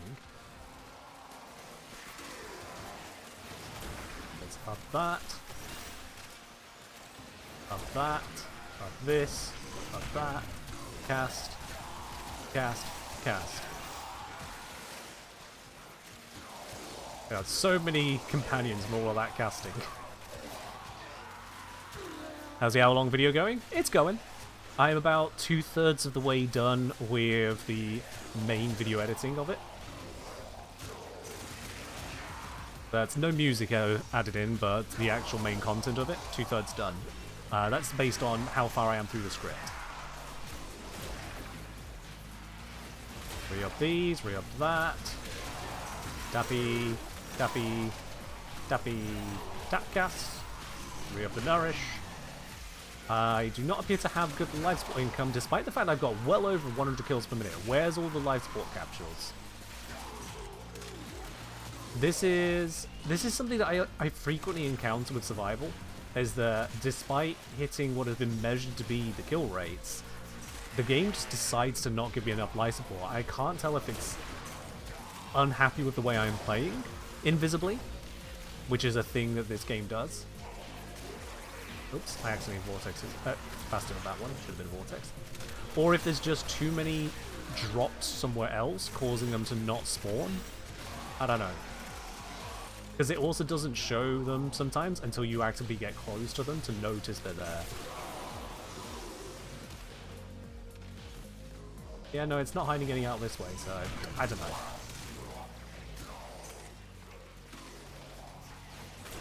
Vortex. Vortex. Tap. Tap. Tap. Tap. Hurry up. Keep going. Yeah, this is why all this duration is needed, because imagine how much more you'd have to cast this otherwise.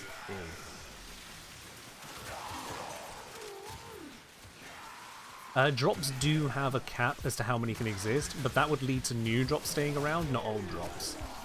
It's life support capsule drops that seem to be my sticking point sometimes, because if I'm hard focused in one area, but I'm not killing the enemies right in front of my face, every now and then life support just starts to crumble.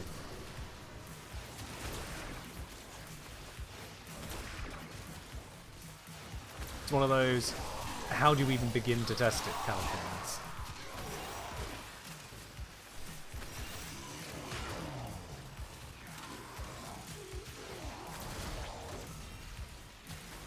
I'm maintaining my armor bonus. I'm still at 1500, which gives me more tank from those enemies that do slip through the net, or those moments where I need to go and reset the net. These lot are getting stuck on that pillar there, which is not great. So I'm going to start putting Fletch down here. Just to try and reduce that pillar issue.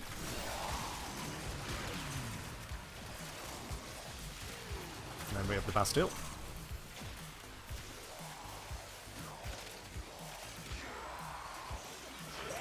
Okay, that does seem to be gathering them there more effectively now, so that is good. I did see an Xmas around that corner who is not really approaching into the kill box. Can he please kindly come over here to die?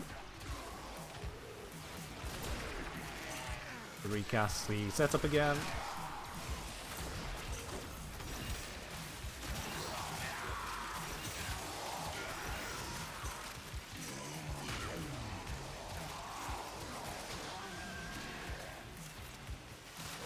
And yeah. Seems this is pretty solidly handling. They get grabbed, they get pulled in, they get either deaded or into the vortex. I have to double cast, because to cast a vortex I need to collapse this Bastille first, and then turn it into a new vortex. That's something I'll have to look out for in overall advice, is watch out for circumstances where you'll need to double cast. May not feel correct. Oh, hi Mania. How you doing over there? You enjoying your moment of getting slammed around? Are you getting slammed around? It seems like you're taking basically no damage. I don't like that.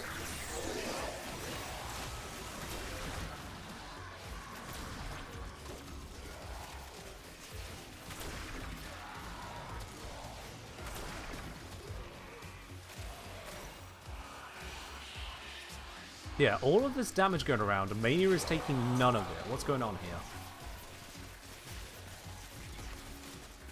Ow! Didn't expect you to teleport behind me. Are you always deflecting the shots? That's what it is. They can't hit him at the moment. Okay. So we're just going to have to wait for the deflection to run out.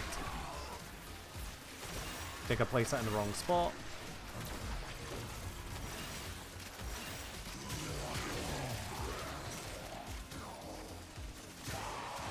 Yeah, and there we go. Once they finally get targeted, we see an actual little bit of damage happen again, but not much.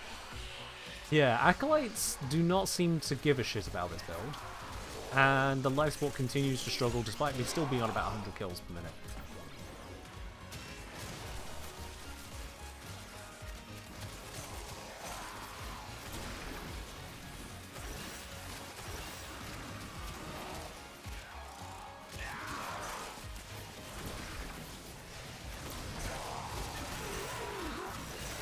There we are, got a bit more life support. Welcome back, Mirror Lab. We're in the process of testing, setting up in a choke point of this kind of caliber. Kind of ideal rotations to keep everything in use. Looks like the full setup is working together here. But yeah, you can probably just improve kill rates by, you know, good old gunnery. Nothing wrong with a bit of gunnery.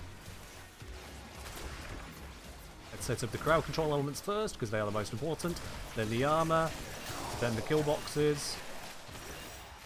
I'm being slightly inefficient with my use of the kill boxes, because I'm recasting the Fletchets a little earlier than they need to be, but to be honest, because of the times being so out of sync with everything and no visible timers, it's better to recast than let stuff drop and not notice. That's my personal take on it. Yeah, we could definitely just amplify kill rate by shooting things, because if it's still alive, why wait for the ability?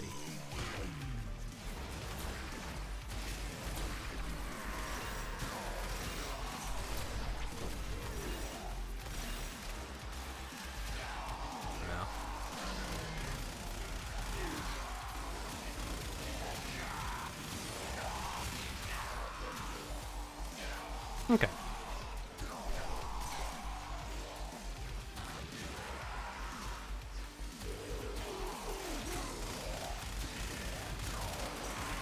I think this is effective enough as a proof of the idea of it.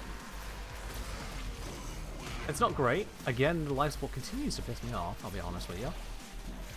Feels like it should be doing more than it is, but I get what I get.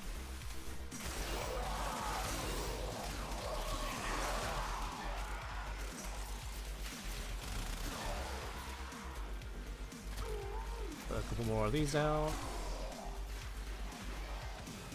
That has just expired. It expires so quickly.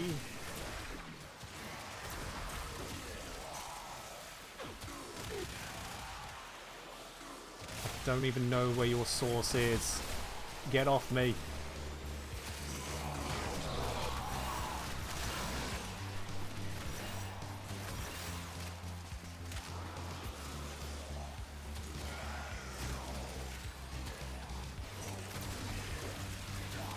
Nope. That didn't work. Again. Hey, you. Fancy seeing you here. What's a engineer Oh. like yourself doing all alone in a Warframe like this? Teehee, blushes vomits profusely. S3, thank you for the disconcerting levels of roleplay you decided to demonstrate. Fair enough. And otherwise, thank you very much for the 49 months of support there on tier 2, no less. Thank you very much, sir. Void manifestations drawn to this But yes, definitely disconcerting. Please do not vomit on the stream. will drain your life support unless they are destroyed.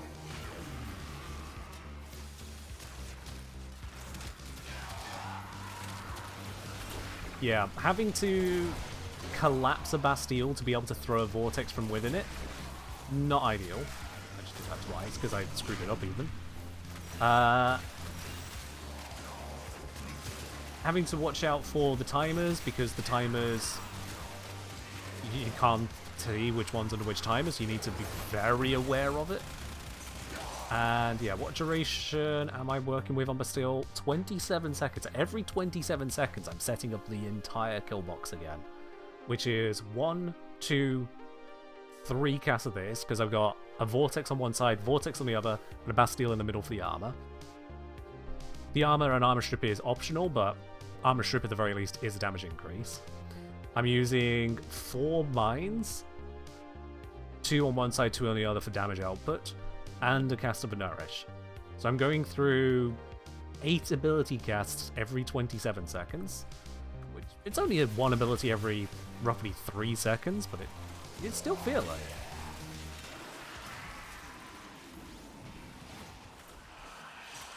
One, 2, 3, 4, 5. Oh, violenced. 6. Dash past violence. 7, 8. Still getting violenced. Violence is nullifying Nourish, so I can't benefit from that whilst violence is around. Which, considering how big of a part of my energy increment is, that's kind of a deal. Big deal. Violence is resisting the general abilities. I'm just going to have to use that. Abilities are running out. There we go. 1, 2, 3, 4, 5, 6, 7, and I just recast the 8th of Nourish.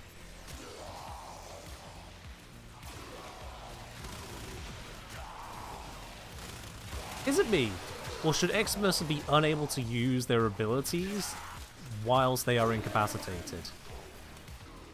So the Leech and Energy Leech pulses, the Jade Beam, I feel like incapacitation should prevent those actions. Maybe that's asking a bit much. Maybe that's supposed to be their threat. You can't just break the Overguard and incapacitate them, they'll still just do it anyway. It just doesn't feel quite right. Because I thought that was the whole point with the Overguard, is like, break it and then you can control them. That breaks the point of Jade Light Xmas, does it? I mean, it's got Overguard, you can't control it until you break the Overguard. Once you've broken the Overguard, that's the point now. You've stopped it. If it's already cast it, then it's already cast it, but it shouldn't be able to cast it whilst controlled. That's the point of control.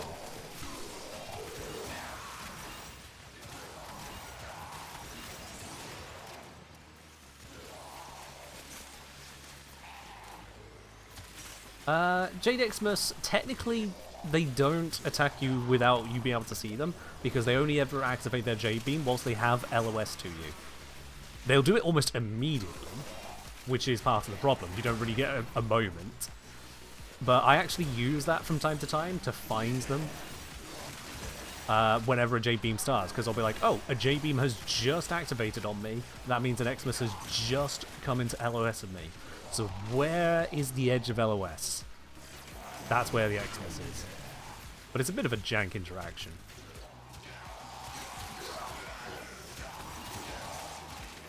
But that is still miles better than the energy leech of the old days, which was just, it's somewhere in the vicinity, lose energy.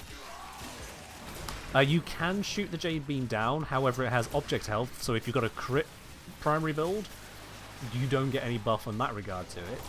And Shooter the Beam can be a little bit unwieldy, especially as it goes right overhead, and we operate in 2.5 dimensions. So it's not an ideal thing to interact with. But you're very right, we can shoot it down. If you have an appropriate weapon, an appropriate setup, you can.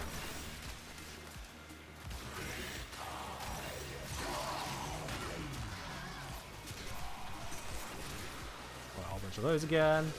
Once again, I'm maintaining enough on the life support here. This does feel like we have got a handle on it.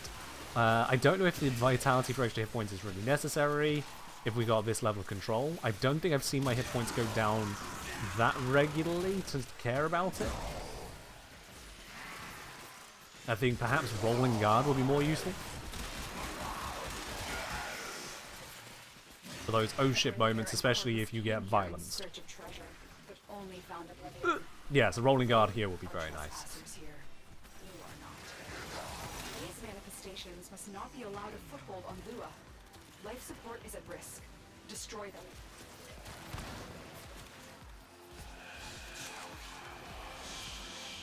Hi, Torment. Are you vulnerable to my attacks?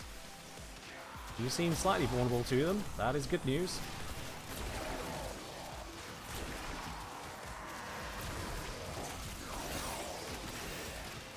Yep, Torment did die to it. Okay, good. The Torment dies.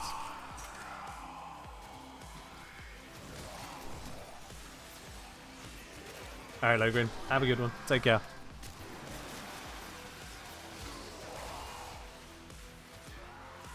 Oh yeah, very true, Ari. Very true, yeah.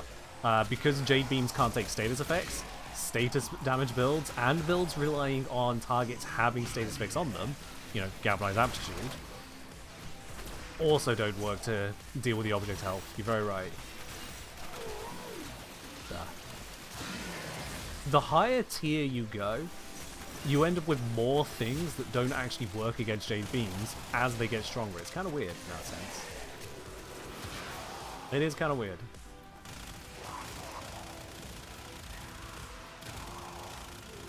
Looks like I've placed something not in an ideal position there. Stuff is a little too far from the flechettes.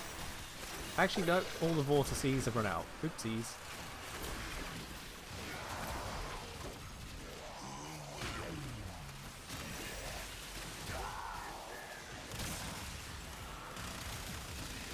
Whole bunch of overguard going around as well. Don't know why that one was stuck to the ceiling, but okay.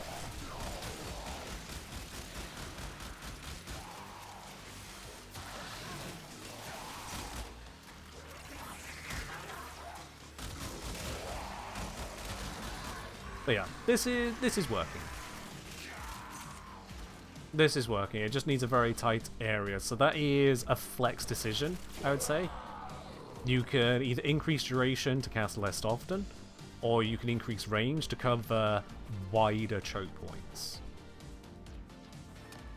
17-meter radius, it goes, but not very far. If we go like here, I was trying to measure something, but okay.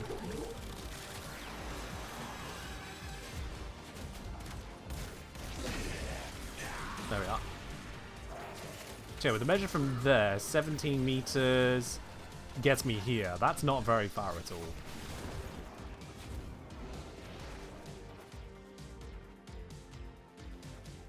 Yeah.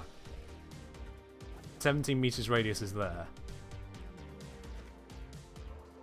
Or if we go for a diameter, what's 35 from there? 35 can get to here.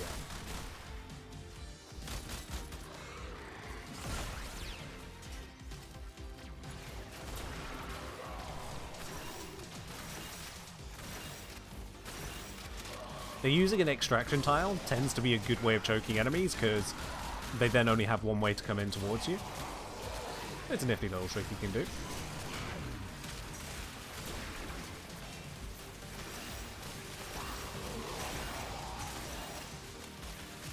Downside, Vortex is now getting the enemy stuck on those pillars. I can sense it.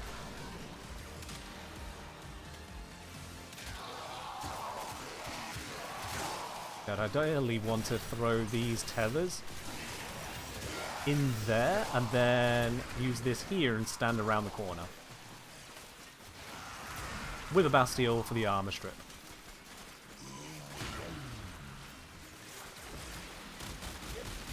Just shoot anything that gets yanked through.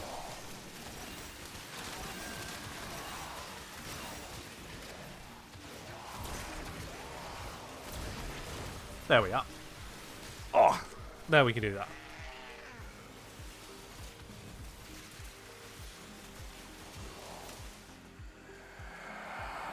Maybe I'm saying the Jade Light enemies don't need LOS to cast a beam on you. LOS in this game is notoriously leaky, so they may have had just a pixel of LOS through a gap in terrain that they shouldn't have seen you through, which is technically a bug.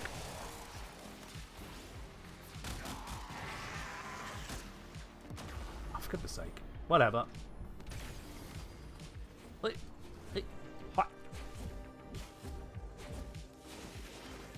have only scratched the surface. This place holds There we go. void signatures. Yeah, if Jade Xmas didn't need LOS at all, then they would... Eliminate them quickly. I would say. Yeah, they would just immediately target you when they spawned, and we know that is not the case. Esprit has say, what's got Vauban on the mind today? He's kind of old hat. So Vauban had a retouch this week and a heirloom skin released for him, which is not this, by the way. The heirloom skin is that.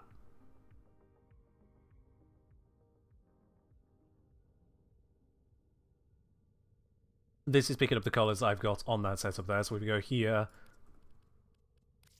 uncoloured, that's why it looks like uncoloured. So yeah, that's why we're looking at Vauban. Vauban's actually been refreshed.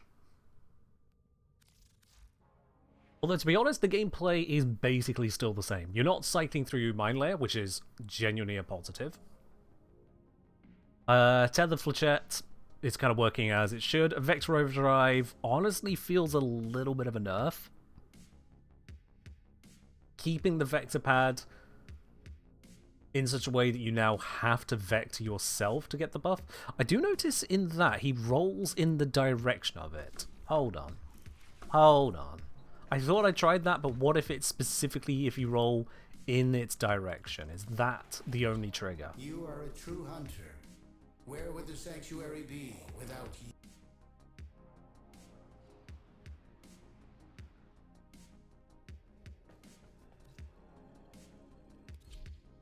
I was saying, just had to peek the wiki, the object's health on Xmas Overguard is 5%. Oh, sorry, on an Xmas is 5% of its Overguard. Damn, that's actually quite a bit. Because if you consider that crits can't hit it, and crits you can easily get 5 times. So now it's equivalent to a quarter of their Overguard. You also can't status proc with Magnetic. If you were using that, now it's equivalent to all of the Overguard. When you account for damage multipliers from status effects that can't be applied, like Galvanized Aptitude, you could be looking at multiple times the equivalent of their Overguard now. That's a chunk.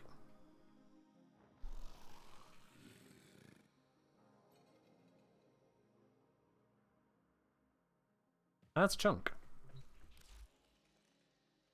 Okay, so what I'm here for is this. Roll over it. Oh, I still get yeeted.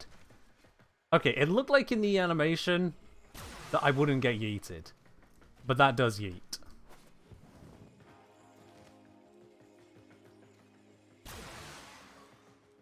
God, the inertia on that is strong. That is a lot. And yeah, if I roll across it this way, buff does not refresh. Companion also gets a speed boost.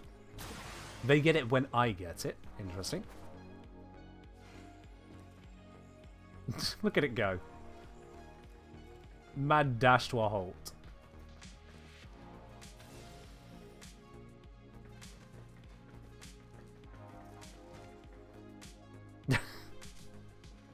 Yeah. You can cancel it by sliding? Let's see. Let's try that. Hello there, Liam. Okay, it still yeeted me. I come to a stop, but I'm coming to a stop on a ramp, to be honest.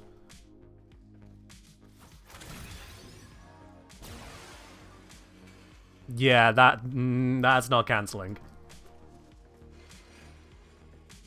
And what if I go the wrong way over it like that? I just don't get the buff. I don't get the buff here. 45 degrees, I don't appear to get the buff. Nope. So let's go for like 30-ish degrees. Yeah. So you have to be within about 30 degrees of the angle, and it'll yeet you in its direction anyway.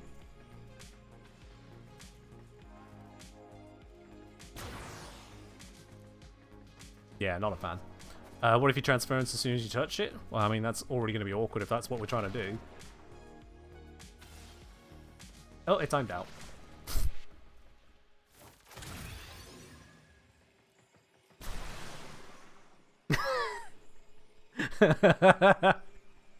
I dropped my frame, guys.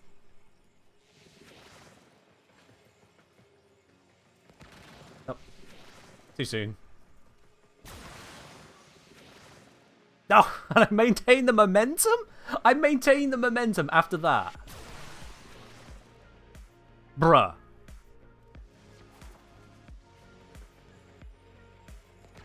Oh. Yeah, if you wave the momentum to finish, you transfer on the spot. But if you get back in whilst it's sliding, you maintain the slide. The Warframe maintains its momentum when you transfer back into it.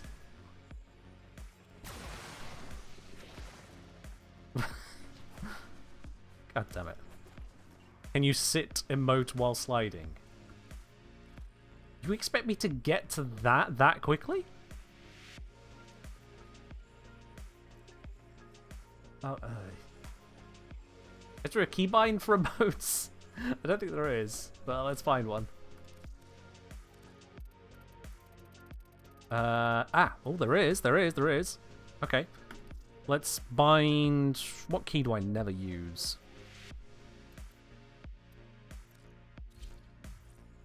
And is that the emote I wanted? I mean, we'll just roll with it.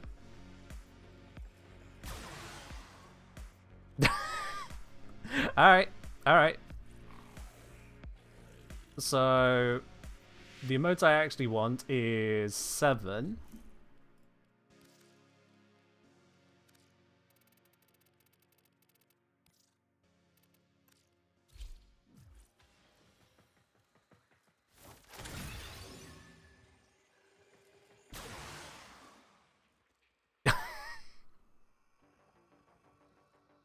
Sure. Oh, too soon.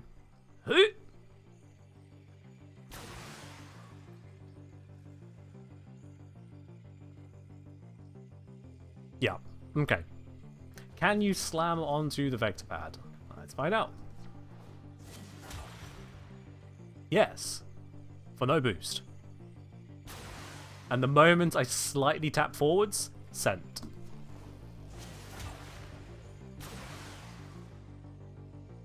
Just menacingly slide at them.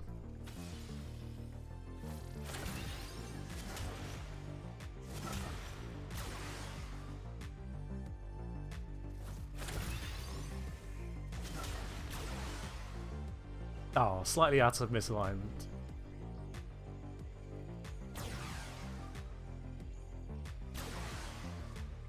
Backsliding! Yay! Can you chain boost for a racetrack? No, because you need to be in alignment. So, like, if I do this one here... What the fuck? So if I do this one here... And then this one here. Observe. Straight past it. So, yeah, you need to somehow... Oh, that curves away from it, so that's no good. Oh, bollocks. Ah! Okay, if you tap at the right time.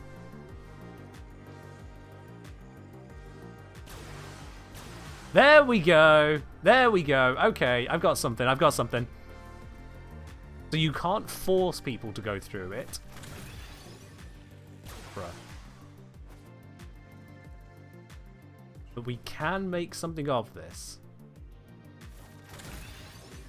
Bruh. Oh, fuck's sake. Okay. This is turning into a freaking misery.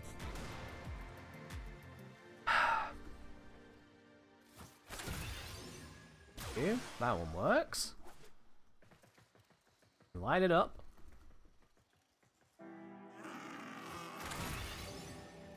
Good enough. And then... No, I'm trying to place it, damn you. What about... there?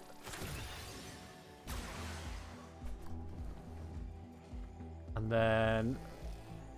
For fuck's sake!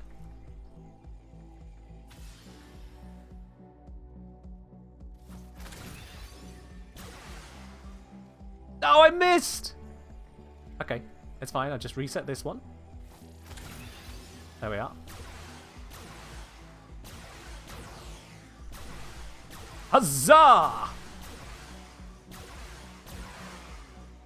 Oops.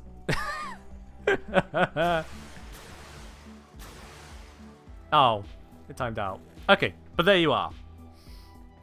So, with a hell of a lot of very careful setup, you can just about potentially maybe create yourself a 4-point course to bemuse yourself with. And watch as your teammates go, what the fuck is this foreman doing?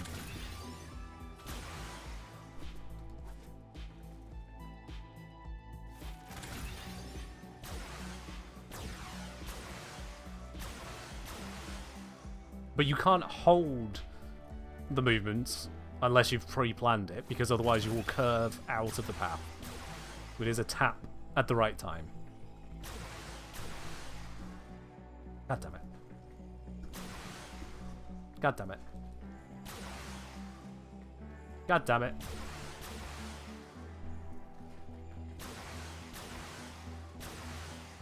Even knowing what I'm planning to do here, I'm still struggling to set it up. Can you put them directly in front of each other? I mean, yeah. You just kind of go... like that, but... all you're doing is triple dashing.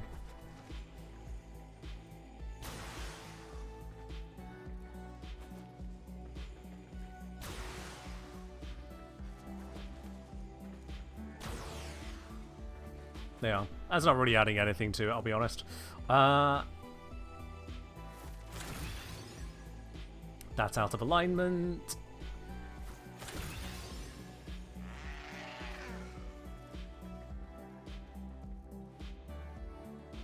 Just right.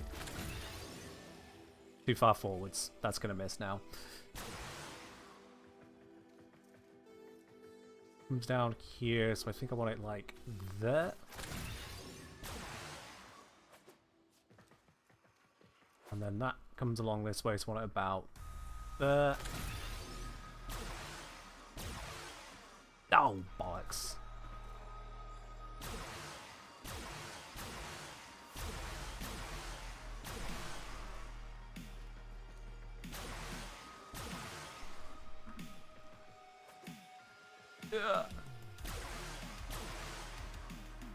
This is so hard to keep going consistently. So hard. And yeah, the timing out. Okay, there we are. Do you have to walk forward to trigger them, or does it work holding S and facing away? Yeah, just moving in the correct direction. Moving in the correct direction is sufficient. And it's within 30 degrees of it, so if I do from about here... That was a little too steep. Alright, from here. There we go. And you can see the angle I got shunted there.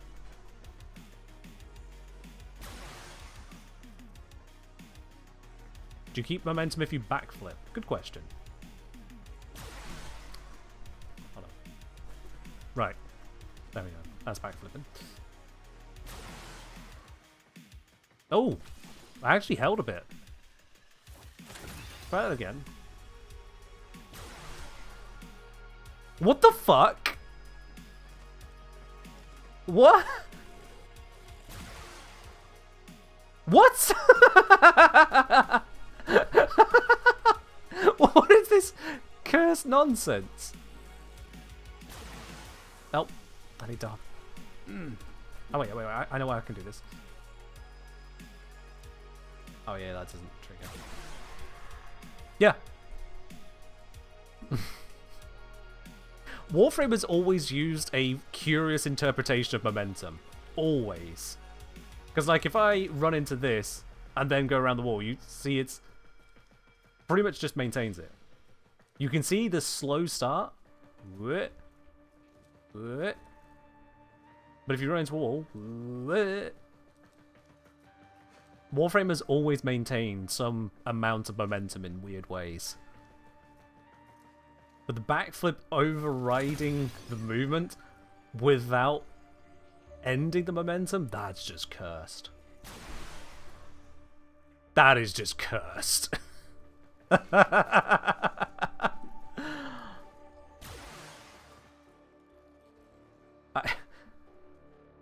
God knows what that looks like from the side. If you see someone going past doing that.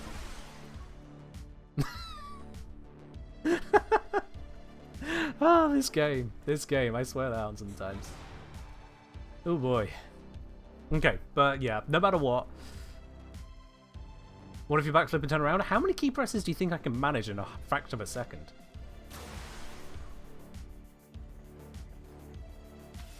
Oh, you're gone.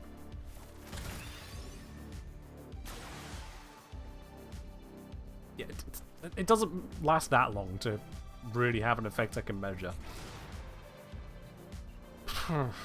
Alright. But yeah, a vector pad being attached to Overdriver is not something I particularly enjoy or appreciate. I did hope that they would add something that allowed you to roll over it to get the benefit without getting yeeted.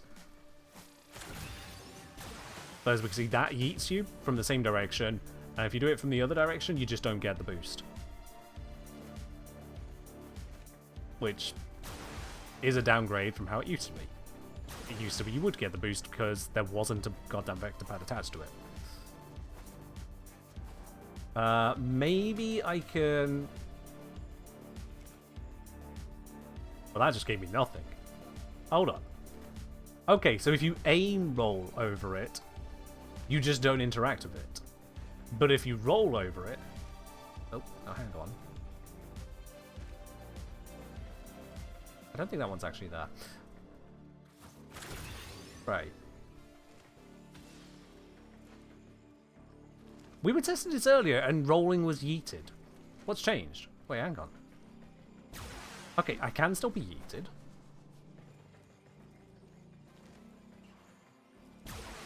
That yeeted, and then I came to a dead stop, which is also weird. And now it's just...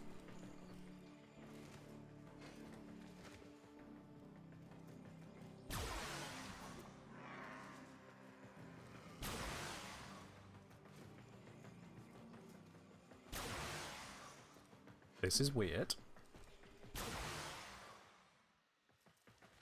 Okay. Yeah, that's very weird interactions.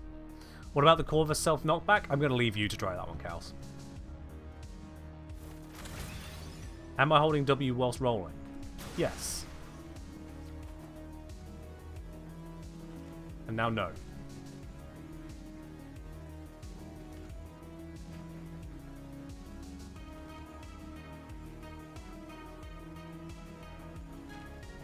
Okay.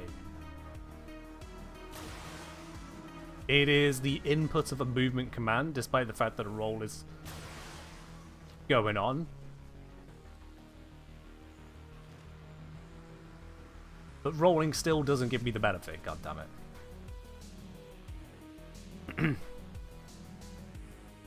Yeah, if I can try and really precisely... That's not precise.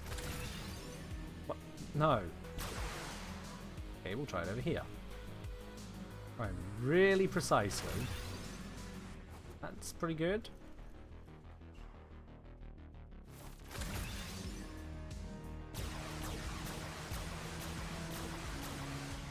Oh god, you eventually just fall out of alignment because of keyboard taps.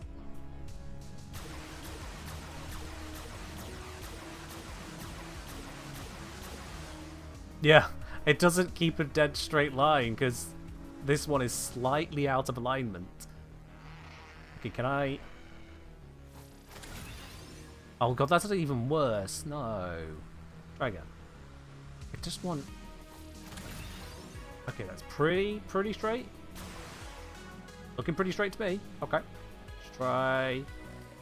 reverse.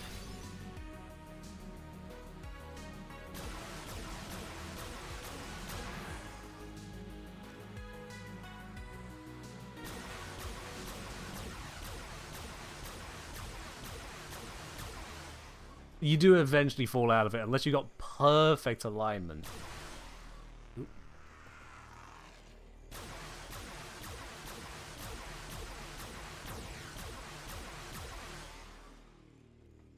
Yeah.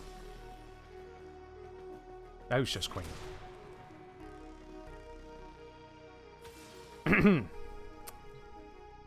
Yeah. Vauban's weird. I'm not fully sure of what I want to use this for, but yeah. Is this a beta test thing? What do you mean, is this a beta test thing?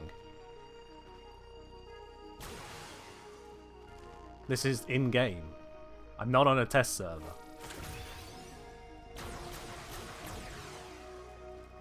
Okay, if I place this right here,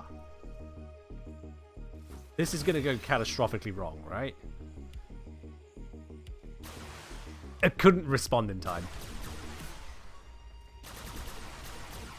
Now.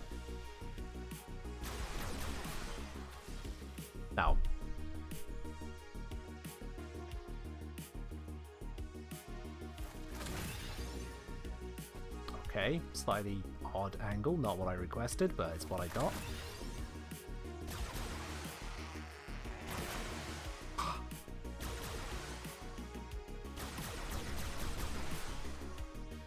This is...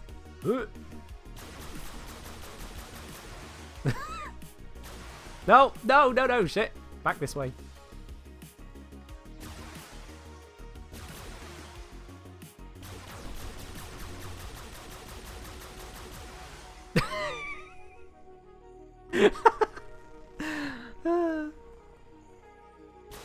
Nope, shit, fit.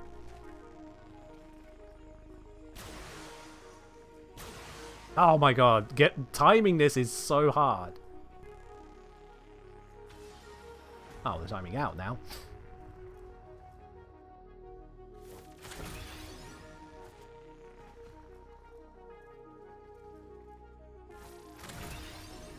That's not well aligned. This is going to go badly. Bruh.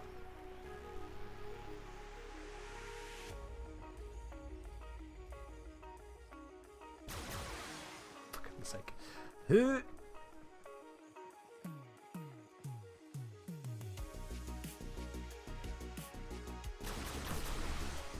I'm trying to use two hands to react quicker.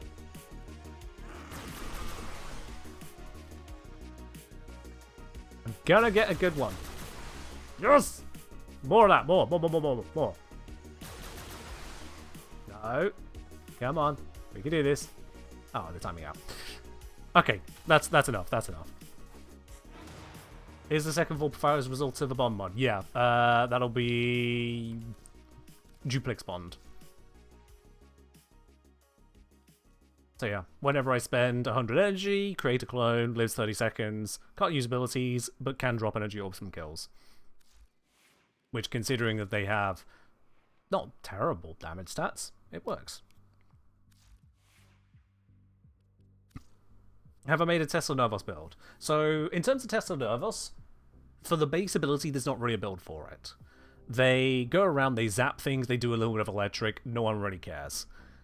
All that people care about on that base ability is that there is electric proc from ability, so Archon Stretch go burr.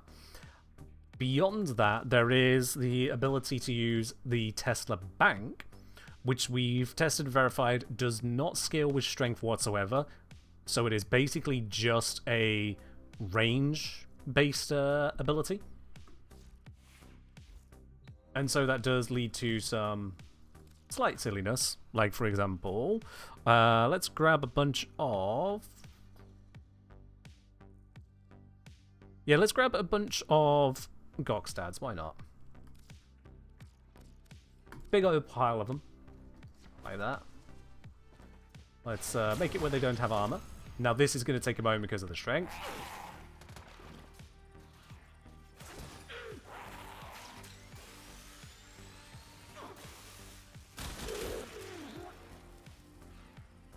Well. Yeah.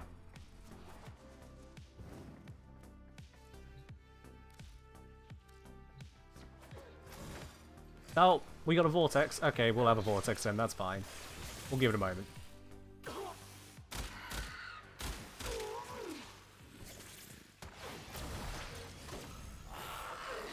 Yeah, so you do need to remove armor from armored enemies, because otherwise it's just gonna be 10 layers of suck. But once the armor's gone, there is a big bomber. And so if you've got a few of them going at once, you're continuously attacking enemies, you can get some value out of it. If we go for unarmored ones, let's see, what's some decent strength corpus units that don't have armor? And corpus tend to suck in general, but I suppose I could throw down some of these. But with those, I don't even need to use the whole Bastille, Vortex, yada yada yada. Just attach, and then we're just gonna go like that.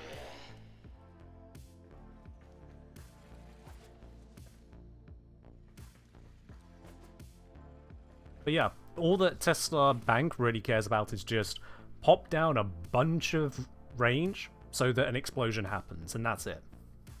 So any Warframe that can benefit from a high range build can benefit from a Tesla Bank build, because that's the build. You just put range on it.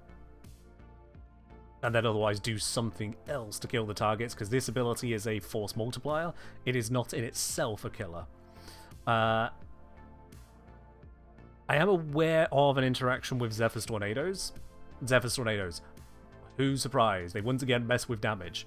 But my understanding is that when you use Zephyr's Tornadoes, certainly if you use the Funnel Cloud Augment for even more tornadoes, that captures a whole bunch of enemies. One of them gets targeted by one of the Tesla Nervos. You kill that marked one, it explodes, it hits all of the tornadoes because you're high range stat, and all of the tornadoes go, "Ooh, I took damage. Let's apply it to everyone attached to the tornado." Multiplied by number of tornadoes.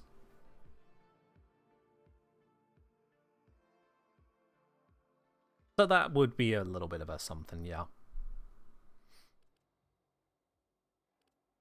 That would be a little bit of a something. You know what, sod it, let's go try that out. Let's go grab Zephyr, why not?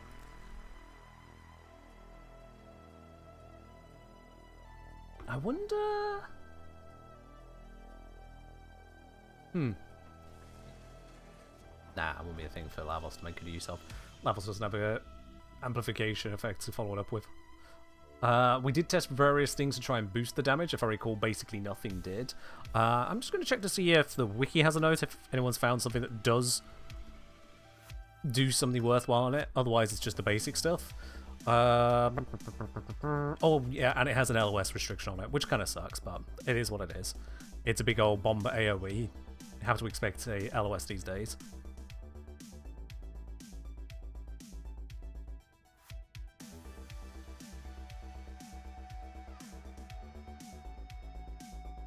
But yeah, no weird notes on it.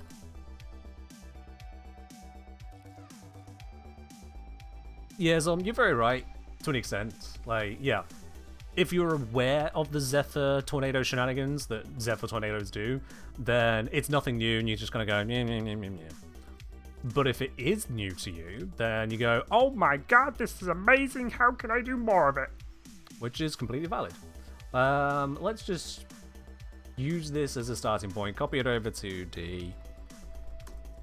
There we go. But then from said starting point, we don't actually need strength for what we're going for. So let's drop you, let's drop you. We'll keep our duration instead, and let's go with a range. Overextended, and just see, do I have something for that V polarity? I don't really. So let's do that and this, and that can swap. There we go. And we're gonna drop. We're gonna drop airburst. I don't need airburst for this.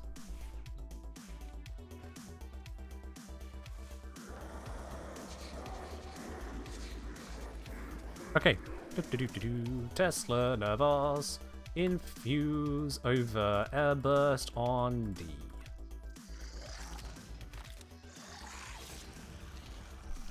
Disaster Whisper nice to get even more damaged instances. Was in the Tesla bank hit also gets a Zata? Never mind. Okay, I'll just ignore whatever you said then. Fair enough. Let's head on into the sim. The multitude of creatures you have immortalized would cry out in thanks. Is that so?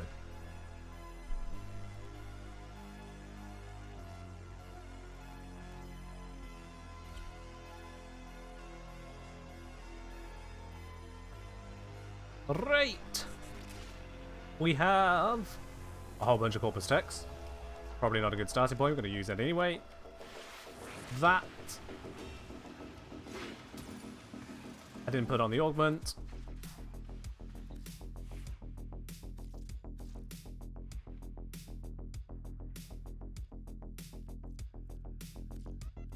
This is double augment required, which is a little bit much, but we'll do it. Right, trying that again. Need energy.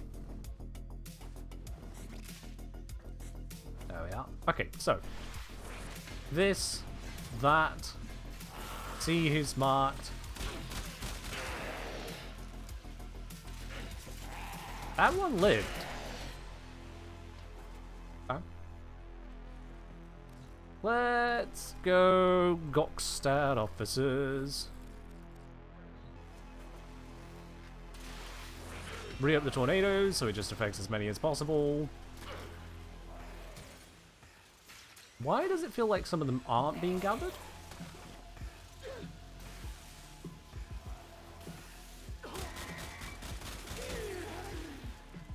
Well, it works on the ones which were gathered. Something I need to understand there. A funnel class required. So it gives us more tornadoes, some more things to hit. I believe enemies can be hit by multiple tornadoes at once. I feel like there's some missing information here. Is the wiki able to give me a little bit more insight? Otherwise, I'm going to need to research this. Let's see here. So on the wiki it says, for tornadoes, strength only affects the damage on them at base, which is nothing. Duration is duration. Spawn radius is range. Pole radius is apparently fixed. At 10 meters. Okay. And then on funnel clouds, all tornadoes are now smaller and won't pick up enemies? Oh, the additional ones don't pick up enemies. Right. Okay. Yes, what if I just don't put that on? What happens then? Just run as is. Scoopy Scoopy. Drop down one of these. Well, now I can't see which one I need to shoot.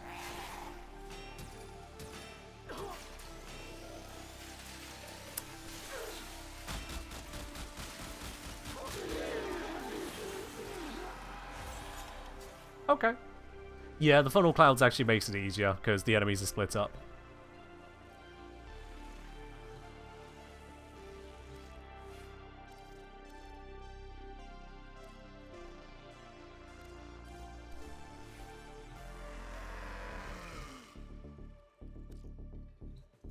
There we go.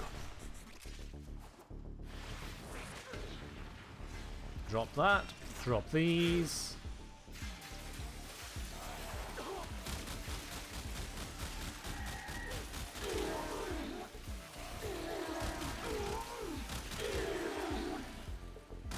Yeah. It is indeed interacting to multiply the damage, because I can redo that without the tornadoes. But once that panel does what I need it to. If I just deploy these now without tornado support. And we see they're alive. Alive. Finally getting to lethal damage output.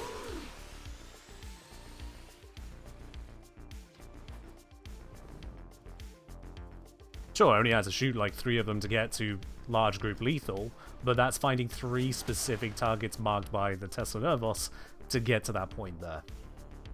If they attach to even weaker enemies like Butchers, you're going to get basically no explosion out of them, because it is based on the hit point of the target it's attached to at the point of attaching.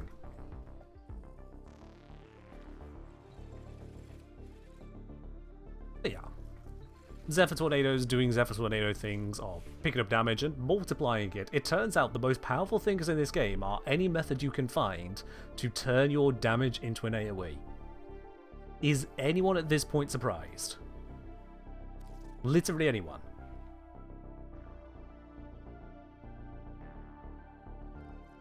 I honestly hope not.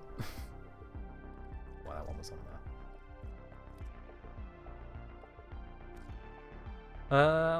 In terms of a build like this, is there anything you'd even want to worry about otherwise? You've still got your Tailwind for Tailwind purposes.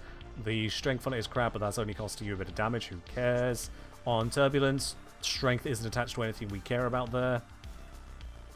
You could use Jetstream Orban, but that requires Strength to actually get the bonuses out of it, so who cares? Target Fixation, we're not needing it for this. Anchored Glide, cute, and that just goes nextless anyway. But yeah. Espriers, you're hiding behind just a couple weapons. You do not get to benefit from even lesser cover. We hit you for 27,000 against your 80. Yeah. Streamer gets 1,000 times multiplied to attack rolls.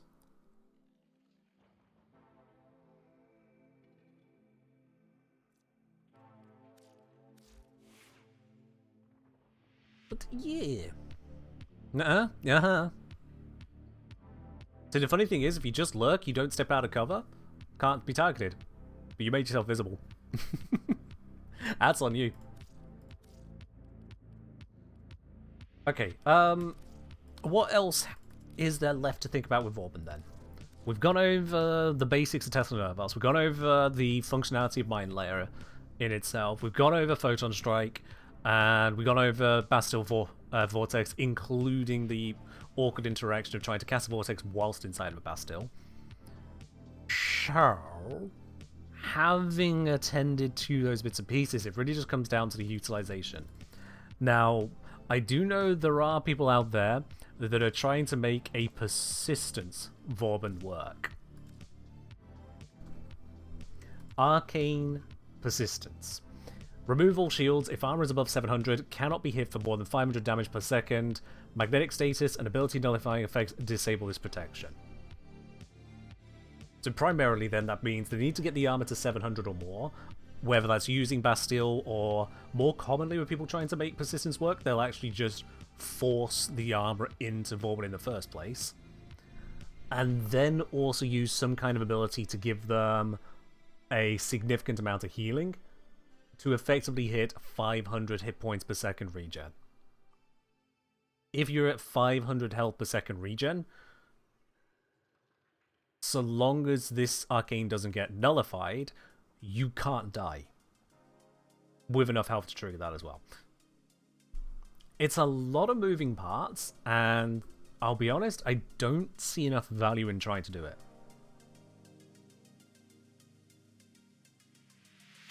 Happy I was saying, why even bother with Vauban at that point? Sounds like it could work on almost anyone. A lot of tanky options are universal. You can use them on whoever, yeah.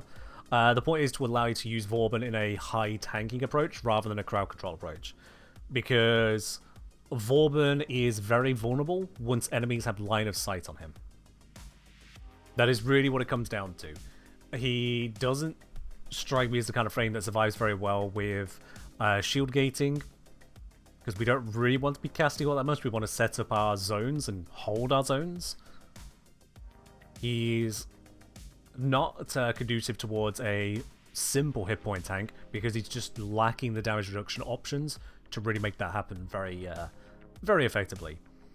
So when it comes to a hit point tank like Persistence, you really have to invest to make it work. But it means then you get to still play Vauban whilst face tanking. I just feel like it loses too much. You spend your subsume on something like Gloom, or you have to be constantly dealing damage with a lifesteal weapon like the Furious, or a melee fit for it, modded for it. You then also need to be hitting the armor threshold, and if you are worried about not holding... Yeah, if you're worried about trying to hit point tank, then I guess you're not holding a particular area too well.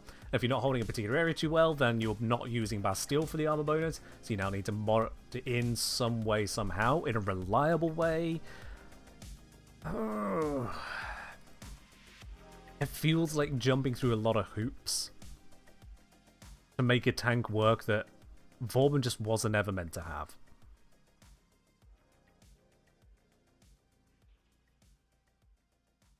Cal saying, used to really like stacking Overdriver on top of Raw, imagine it's only gotten better. I mean, it does exactly what it says on the tin. Raw damage buff, Overdriver damage buff, apply to damage. Yeah. And again, that is subsuming something out in the process to make that happen, which will most likely be Photon Strike because you need Mind Layer to have your Overdrive. You probably want Testa Nervos for the energy income, but if you've got enough energy income, then that would be the subsume over. Photon Strike is just a damage dealer, but you can get your damage deal if you want from Flechette, and removing your Vortex is a crazy thing to remove for Raw. Vortex is just so good.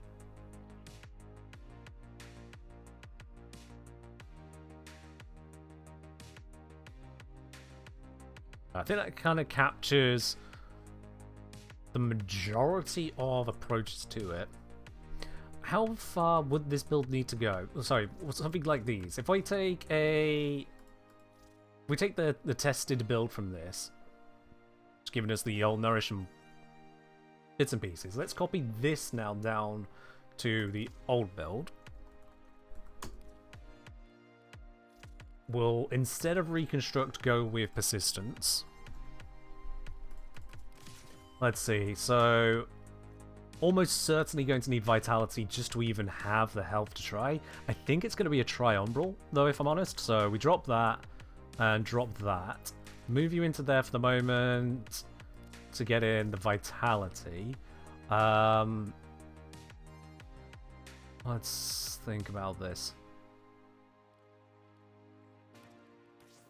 So I can see values. God, I wish these fucking counted.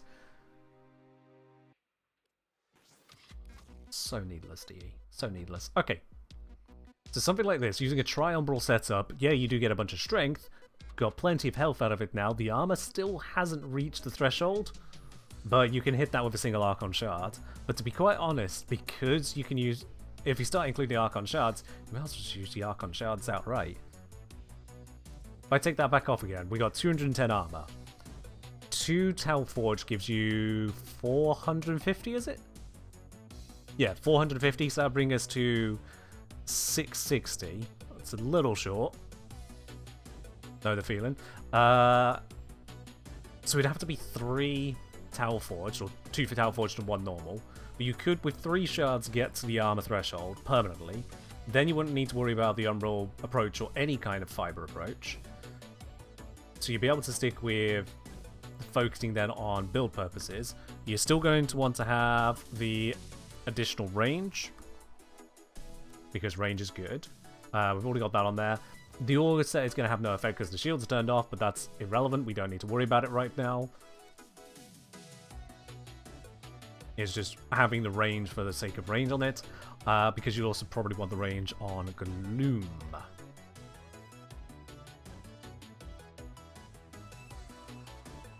And yeah, what was it? Line range vitality, so yeah. We got the vitality there. That is duration. You could theoretically go with something like that, and then you'd have a duration mod here. You'd need to form it harder if you're going for these kinds of mods. Do we even need to use Umbral Vitality, to be honest, though? I don't think so. I don't think it's providing enough of a benefit. It's 11% strength and 30% health by using the 2 mods. I don't think that's actually worth it. For the investment, the forming, the handling like that. Maybe saying, do we really want Gloom for that? Wouldn't it work with Hideous Resistance? Hideous Resistance, help me out here. That Hideous Resistance is immunity to status effects. Why would we want that? For Persistence, which needs healing.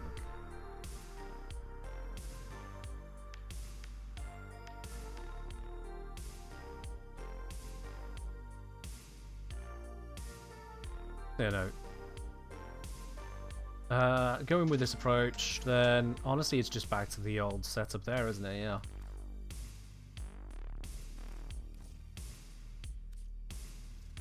I've ended up on the exact same. It's just swapping out to that, and then just saying throw armor shards on. Yeah, it's not about the control with Gloom, although that is a side benefit. It is entirely about damage leads to healing. Healing means persistence, permatanks. My only concern is that the health is not that high. And this is rank 30, so that is as high as it goes with Vitality. Ay, ay, ay, ay.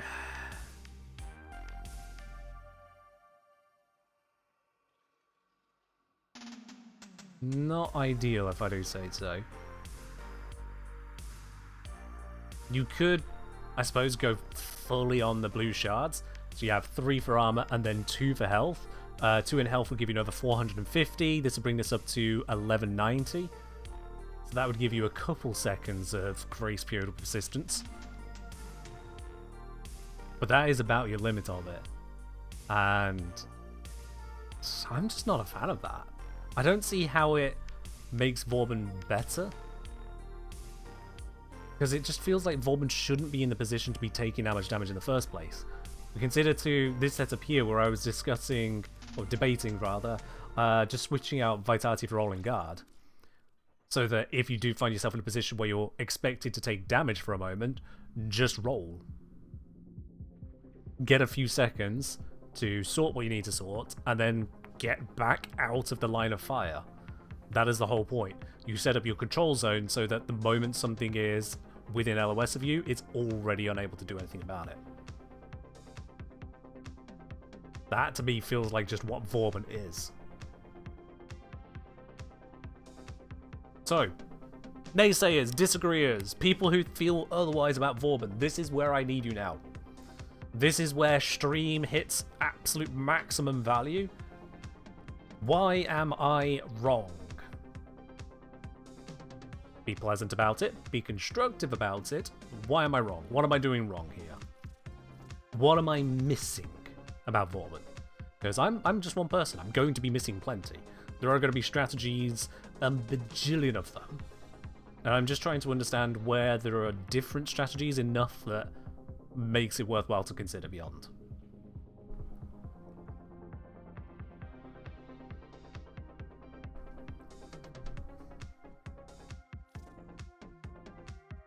Because even just from the perspective of, oh, would this be ready for Gloom? I feel like it's got to be missing in the first place. Oh, wait, yeah, because nourishes the energy regen on this. This doesn't have that. This couldn't be used. Because that would turbo fuck your energy income with Gloom costing energy rather than Nourish granting energy. So that already has to come out. So now you'd be on much lower strength. So you're losing damage. So we need to find the strength elsewhere. Oh look, a little bit of armor. Oh. Literally a little bit. I suppose with 2 armor shards, 450 from 2 Town Forged armor shards brings this to 712. This mod would remove an Archon shard needed to hit the armor threshold. Just that teeny tiny bit, whilst giving you a teeny tiny bit of strength as well. But I mean, yeah. If you went with fiber, it still only gets you to 420, which again takes off no armor shards. No, none, because it's 225 for 1 shard. So you still need 2 shards with that compared to this. Oh, okay. From LJ saying, would you say this is an upgrade of the old one, except for the damage boost being tied to the launchpad?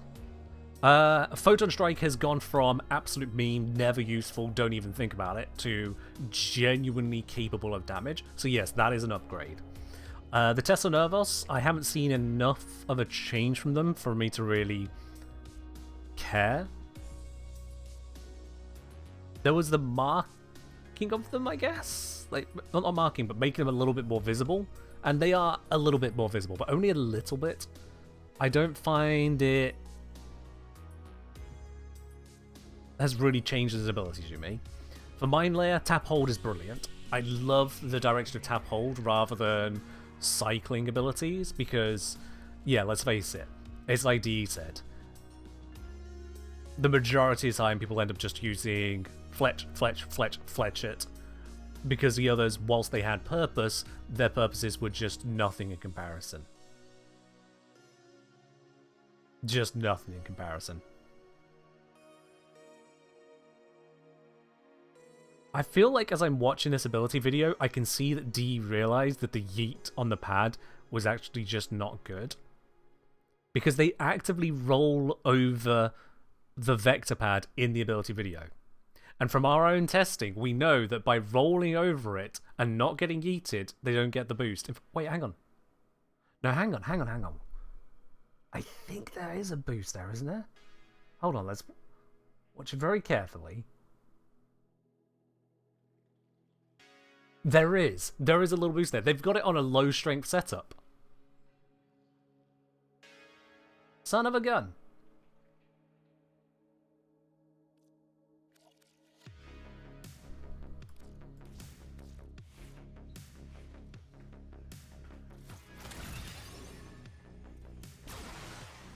Yeah, something like that, I guess. That's what they were doing. Either low strength or maybe just base strength. I might be reading too much into it, but it sure doesn't look and feel like how you'd want it to feel in gameplay. Yeah, I didn't see that drift on it, so it wasn't that much strength.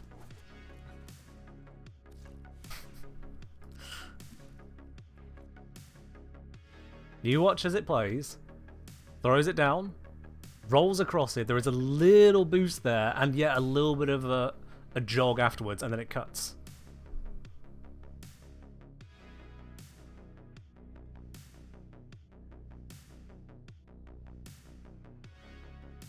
Yeah. Oh, come off it. Yeah, I think out of everything, the Vector Overdrive pad is a downgrade. I don't see Overdrive... Sorry, I don't see Vector working well enough. And the problems compound all into its design, in my honest opinion.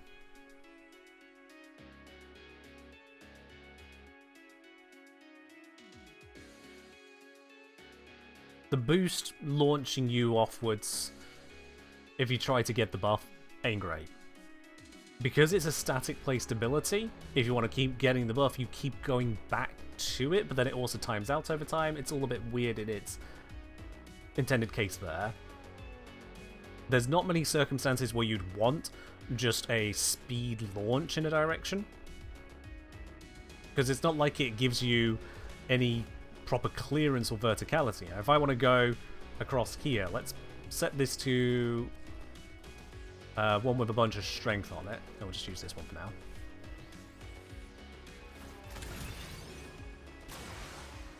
Okay, no, that was a little bit more launch than I was giving it credit for. Never mind, it does get me across that.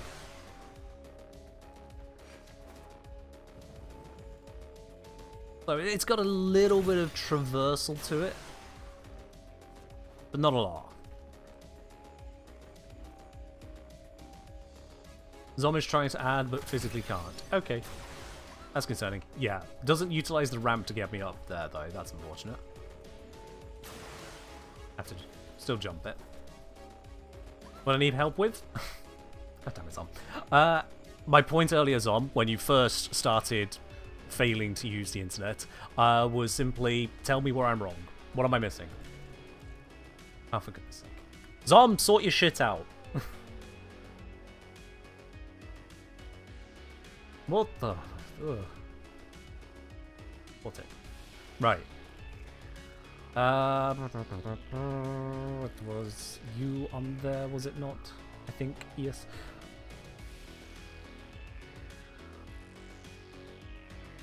I don't see how one would work Gloom into this and be happy about it, if I'm quite honest.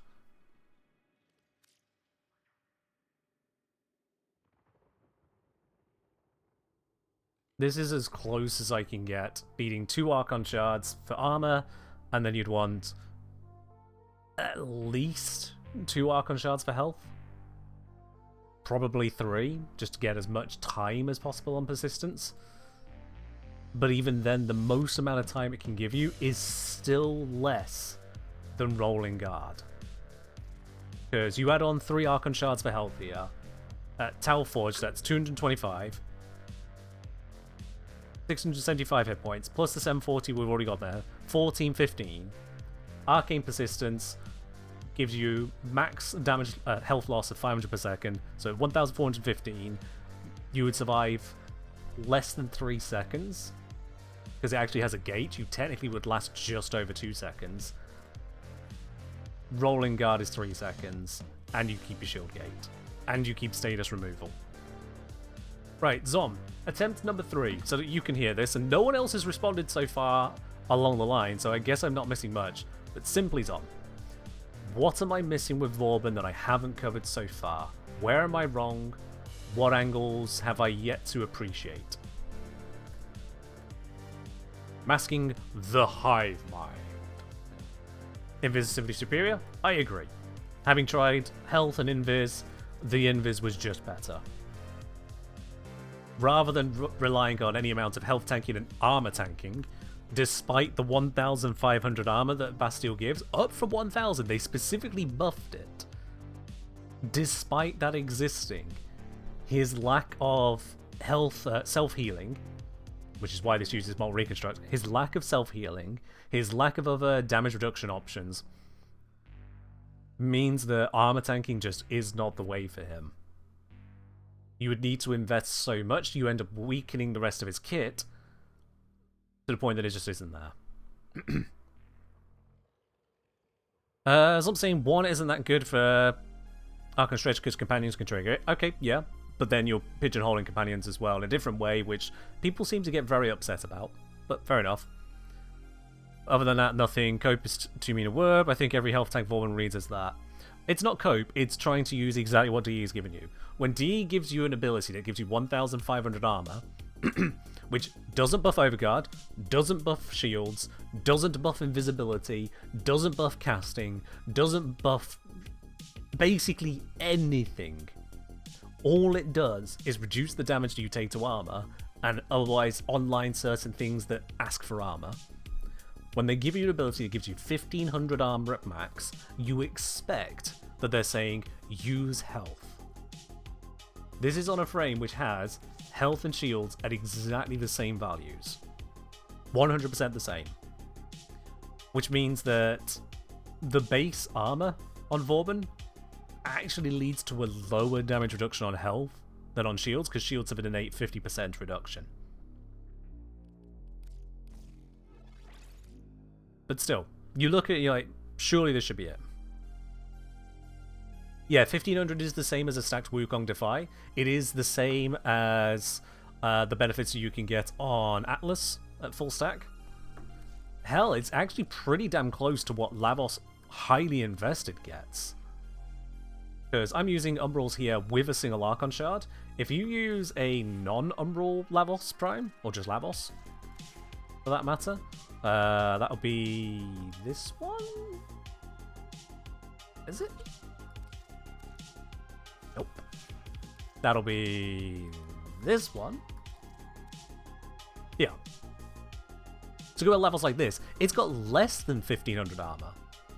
Vauban at full stack is 1710. Mind you, this isn't even using adaptation, so this was designed for the weaker setup, wasn't it? Okay, there's a shield one. Shield one. There's adaptation, yeah. But then the armor's gone. But honestly, I do prefer Lavos with the greater amount of health and armor. But that's the thing, is that it comes together in having a lot of health on top of the armor, on top of adaptation, on top of having a healing ability, and having room to use something like Arcane Grace. All of that is coming together. You look at Atlas has self-healing from the Collection of Rubble. You look at Wukong has self-healing from Cloudwalker. Vauban lacks that self-heal. Vauban has a shit, frankly, a shit amount of health to start with. Granted, Wukong's... Let's have a look. No, Wukong has a fair amount, yep. So this is a no Vitality build, 555. That is a chunk more than Vauban. More shields as well. Am I putting shields on somewhere? No, he's just got more tank. Okay. And Atlas, even higher again, yeah. Basically, every viable health tank needs to have some kind of self-heal built in. Otherwise, you are jumping through hoops. Is there a good reason for Vauban not being able to shield tank? Vauban lacks any shield regeneration built in either, with the sole exception of using August and Brief Respite, which is more shield gated focus. But I suppose, yeah, you could go for a adaptation, primary redirection, Aegis approach. Again, you start to run into the issue as to where all of the arcanes and whatnot fit in, but I suppose, yeah, you could go drop that, you in, we need the adaptation in here. There we go. This with Aegis. And then, because you'll be running Nourish, not Gloom after all, you can still fit that in. Comparison to this one, we are down a little bit of strength, and that is... Sorry, down a little bit of duration, and that's goes to trade-off of Constitution for adaptation. And we're dropping Rolling Guard for the primary redirection to have the shields to be worthwhile for it. Because you want the shields. You want actual hit points there. But again, that means we're just completely discarding the armor.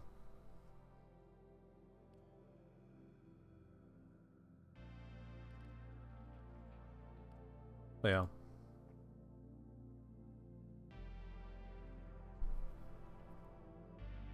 So I'm saying maybe it's just me, but that 1500 armor always seemed token to me. Not in raw amount, but like giving Sarah healing. Sure, it helps you play, but that's more a bone people who already want a bone to people who already want to play with that, even if it still isn't very good. Not really the intended playstyle. Does that make sense? Or is Ram someone who's gone off the deep end? As much as I see where you're coming from on that, it only feels that way because it's not enough. But that's the point. It's not enough, despite being 1500 on his big flashy ability. They specifically buffed it from 1000 to 1500. And it is his only tank ability he has in here. Everything else, crowd control. Crowd control is not tank. It is defensive, but it's not tank. Tesla Nervos, 0 tank. Mind Layer, 0 tank. Photon Strike, 0 tank. Vortex, 0 tank. It is his only tanking feature in the entire set. And it is for basically the one hit point pool that he doesn't really work well with. You could go with a secondary Fortify approach, and even complement it with what's that arcane now that steals defenses? Arcane Circumvent, and have yourself a bunch of Overguard. You could play him with a shield gating approach. You could play him with shield hit point, I suppose, because the natural regen on it, making up for taking damage, step into a corner, bring it back up again. Health just takes more work. In terms of the armor, if you do get him to the 1710, he's not unable to tank at all at that point. That gives him 85% damage reduction at full armor. 85% damage reduction, that's not nothing. That's not nothing at all. No. I would guess that if I was revisiting this approach, I would probably have to drop Augur Reach for adaptation, wouldn't I? You lose a bit of range on this again. So instead of... Where is it? Yeah, so instead of having a 12 meter radius, it has a 10 meter radius. It's not a big drop, but it is still a drop in it. But then you get that much more tank. You focus still on having the Bastille armor, Vortex to scoop with the enemies, Photon Strike the enemy group. They are. Devil's Advocate from YAP. What if it really is just to turn on stuff that uses armor like Bulwark, kind of like having the Engineer, the ability to use those things, having to build passive guns? To an extent, sure, but I think those were the other way around, because the armor bonus on Vauban was there before stuff really started asking for armor. And if it was just for Bulwark purposes, Bulwark turns on... I suppose, yeah, it turns on at 1000 to 1500, so I suppose, yeah, it is compatible with that.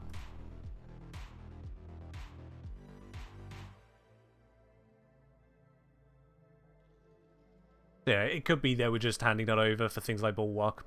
You might be right on that.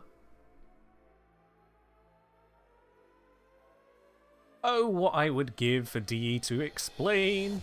There was a workshop, which is where you'd expect them to explain. So let's have a look. Workshop, Warframe, Vauban. Did they go into detail as to why they were doing what they were doing there? Let's have a look. Maybe I'm just forgetting it. So... Ability for Bastille. Enemy armor strip applies to all enemies, blah blah blah blah blah. Increase the armor bonus cap. And then some other details.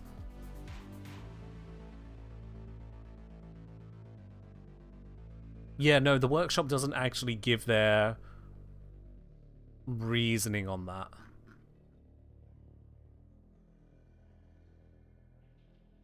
Vauban's Bastille has iconic elements in his kit, suffers outdated mechanics, namely the enemy cap. These changes allow for Bastille to compete with other CC abilities and make its armor strip mechanic apply consistently. They don't even mention the rationale. Yeah.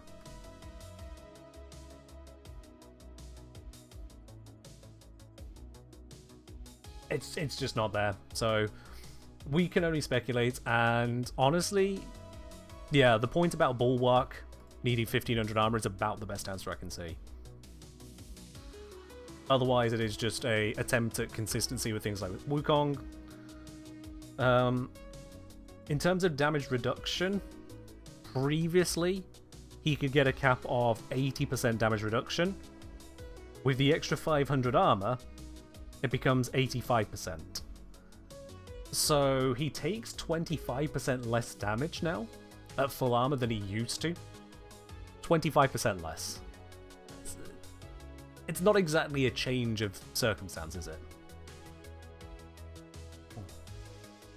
But I do think, with the inclusion of adaptation here, this will probably feel more survivable than it did in the previous test.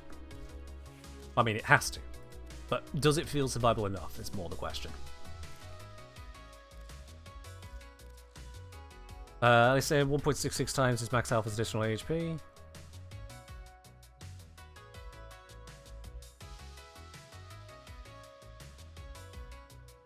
I don't think that's a useful metric. Sorry, Ellie. I don't think that's really a useful metric, because, like, when you compare 1.66 times max health as additional HP, if that was going from 500 times max health to 501.66, it would be a nothing. If you're going from 1 times to 2.66 times, it's huge. So the scale you're using there, the units you're using, doesn't really convey anything useful, sorry. It is a value, and I'm certain you are correct in figuring it out, but yeah, it just doesn't say anything.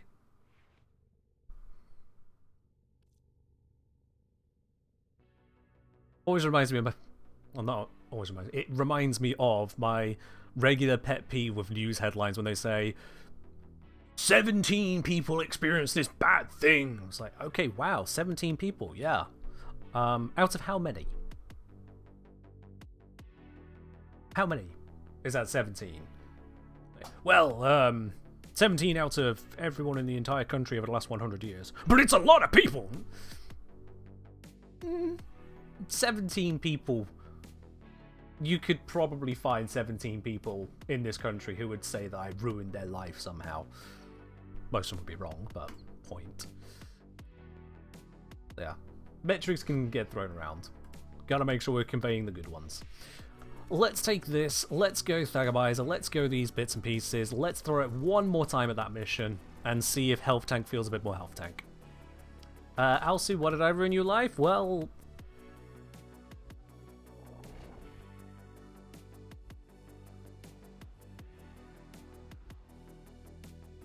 Oh. Honestly, despite all of our interactions, you and me, I can't think of a way I could even spin any of what gaming you and I have done together as negative. I genuinely cannot.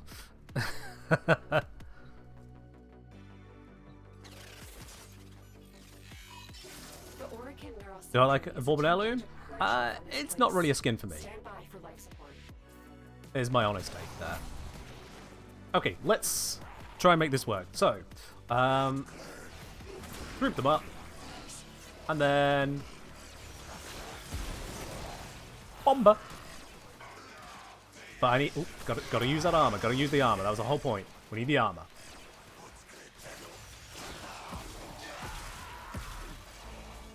Repeater going boop.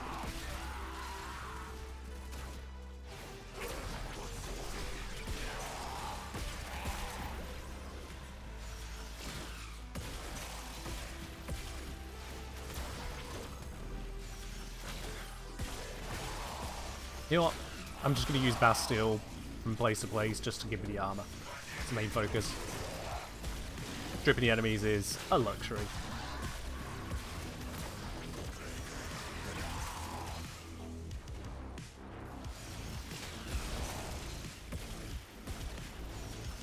Ah.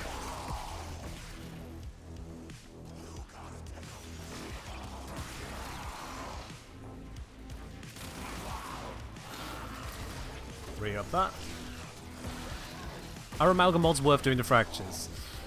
Honestly, not sure. I haven't finished doing it myself. After years of playing this game, I still haven't done all the fractures because I just do not enjoy that content.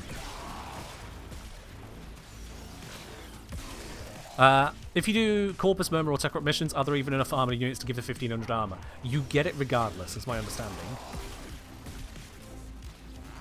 Let's verify that, actually, because this is tanking quite well at the moment. So let's just verify that. Let's do this entirely on a Corpus mission. So Corpus tend to be a little bit of a bastardinos when it comes to the damage output, especially those shotgunners. Ugh. So, yep, there's the survival. Let's try this.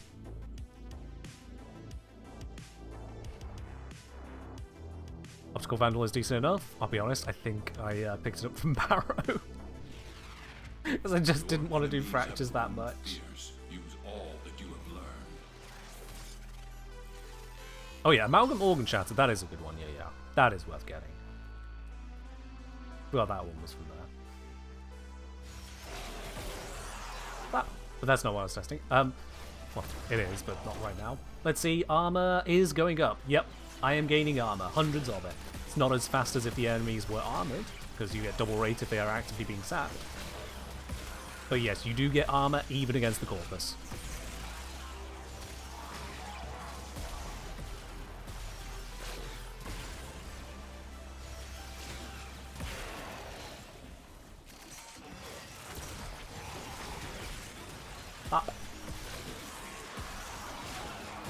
And it does look like, with the inclusion of adaptation, I am actually kind of tanking enough here. If I just don't use Vortex, which feels weird, but it does seem like not wanting Vortex is a big point.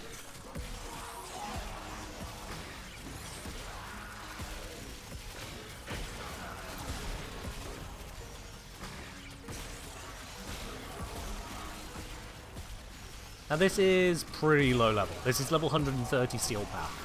For a lot of people that's like, what? But in terms of measuring the effectiveness of stuff, yeah, this is not exactly high tier. Nope, Thagamizer's down. That's concerning.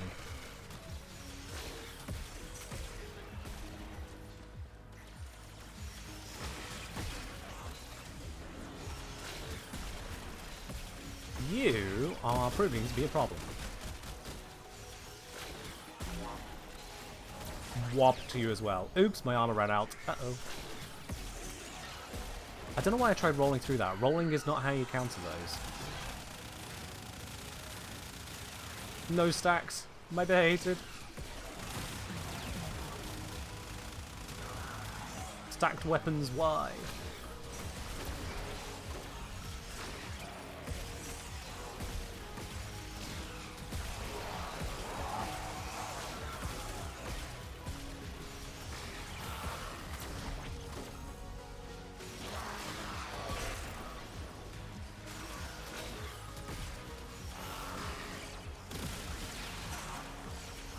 And big clap.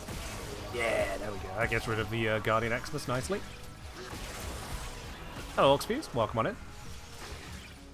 Hello, Feudal. Planning on playing Warframe first time ever and giving it a good go. Getting into endgame and learning the go. Any advice on how to better enjoy this game? Endgame fun? Appreciate it. Endgame is fun, yeah. Certainly if you know how to find your fun in the game. Because it's one of those games where if you just grab the first thing you're told to play and do nothing else, you're probably missing out. Get a referral code? A referral code? In Warframe? Didn't think they did much of anything for anyone, but okay. For a friend program? God, I completely forgot that existed in Warframe. Yeah, you're right. I don't know what it really offers, but honestly, just I would say don't focus on trying to get to endgame. Focus on enjoying your way through the game, learning the mechanics, and crucially, just go enjoy the quests. Enjoy literally the main story quests because they will guide you through the star chart, they will guide you through the factions, and unlock a lot of stuff along the way. So yeah, you'll get to grind, you'll get to all those bits and pieces, but first things first, play the game, quite honestly. Welcome here. Sorry, the refer friend is 3 former reactor catalyst and affinity booster. Oh, damn. Okay, yeah, that is actually quite a bit more than I remembered. Quite a bit more. I should probably set up a link for that. Oops, my armor buff keeps running up. This is, I will be honest, is one of my pet peeves. Yet another pet peeve. One of my pet peeves when it comes to Warframe abilities. The number of buffs that silently expire when they are crucial to your existence. I should be able to notice that my armor has run out sooner than my hit points start hitting 0. And yeah, that is partly skill issue. I stepped out of the armor buff zone, or the armor buff zone expired, and I didn't pay attention to the UI that has a single icon amongst many icons with a 10-second timer on it. But I feel like that is a little reductive. I feel like there should be at least an audio cue to go with it, but maybe that's just me.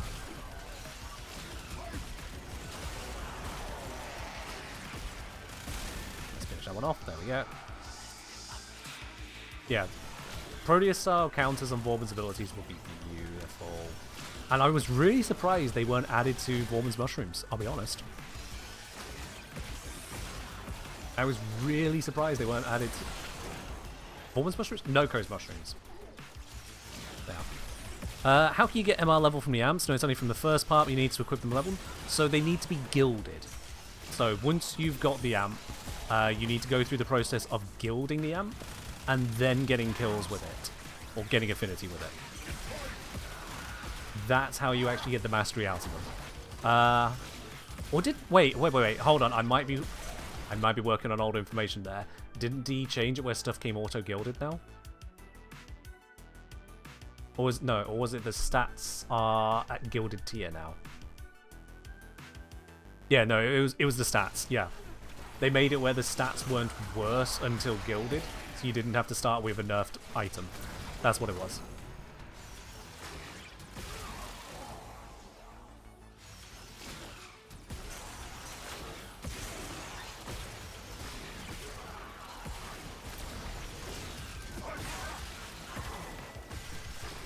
But yeah, I think this has demonstrated the inclusion of adaptation there. Yeah, we lose out on a little bit of casting stat, but this has actually kept up the health tank. But only at level 130. If we go higher than this, I'm fairly certain I would just perish.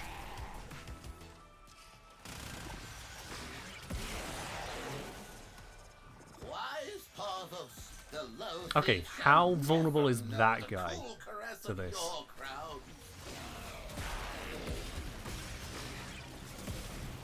Wow, actually his shields are gone.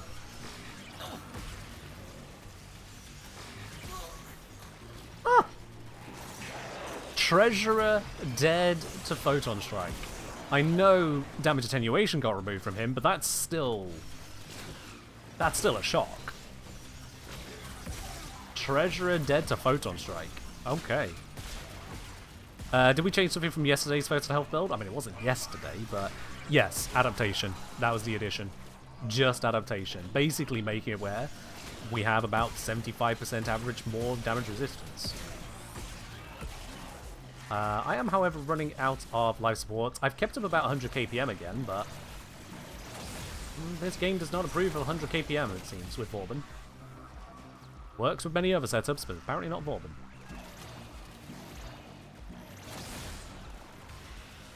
Yes, Duplex Bond does count energy drain over time abilities, and toggle abilities, yes. All this while, I've not really been using my other abilities, my 1 and my 2. It's just been 3-4 this build. So you could enhance this further with, say, a Roar for more damage. Or you could put on Eclipse, honestly. Put on Eclipse for the damage reduction if you wanted even more tank. Hello, Misery.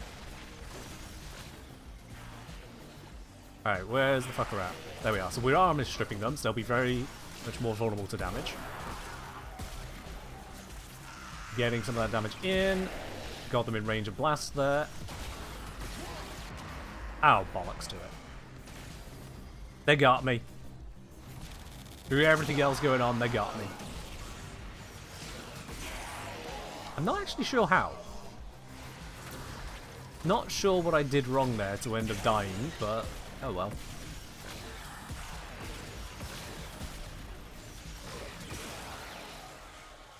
Why does that look so weird?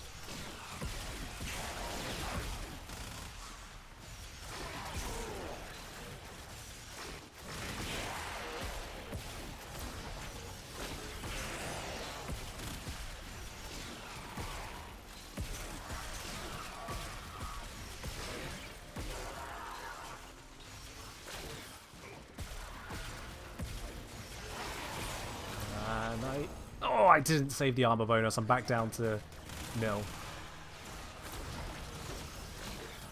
Now, to gain the armor from Bastille, enemies do need to be in the zone. I did notice there it wasn't going up for a bit. So enemies do need to be in it, even if they don't have armor. That is crucial to note. But I'm back up to the 1500 again.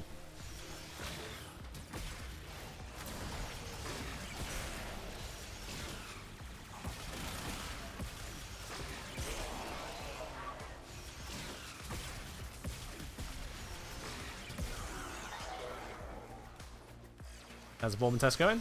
Pretty well. Am I just doing some theory crafting with Vauban?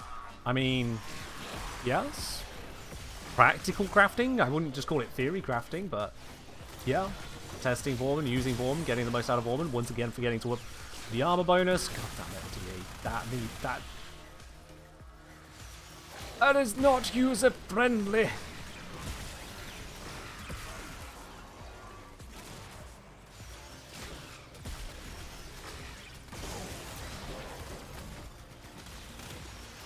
Go away, nullifiers. No one likes you.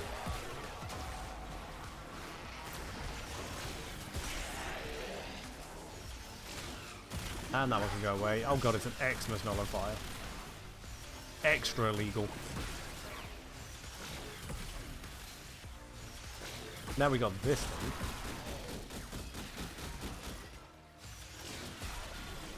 Where's my energy income gone? Hello? Uh-oh.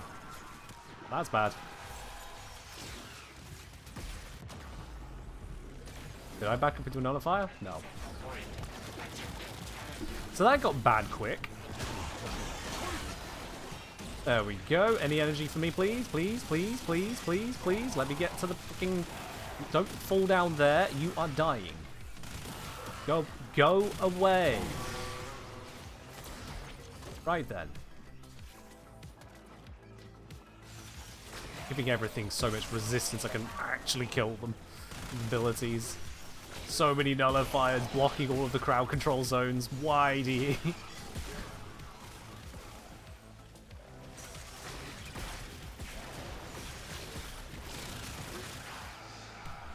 Sorry, I need to check something.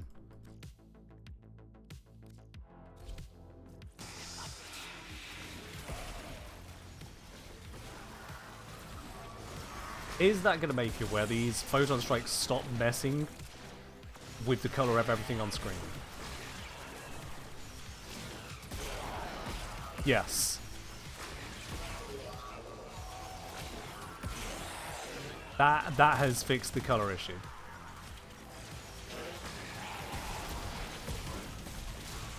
Now I just need Malice to jump into this group of enemies. Oh, perfect.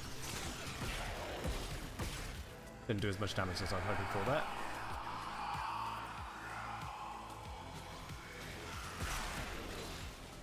Oh, that was a lot of health damage. Why am I not healing?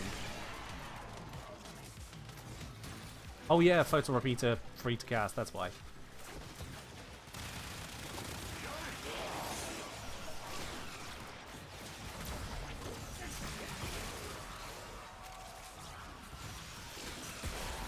I was getting a little bit too efficient with Photon Repeater there.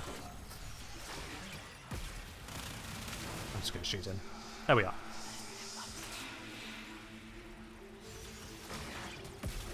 You test... I just test in the missions that people go into, to be honest. I don't go to specific areas for testing, I just kind of take it to where am I playing games at? What is good for the build? What feels good?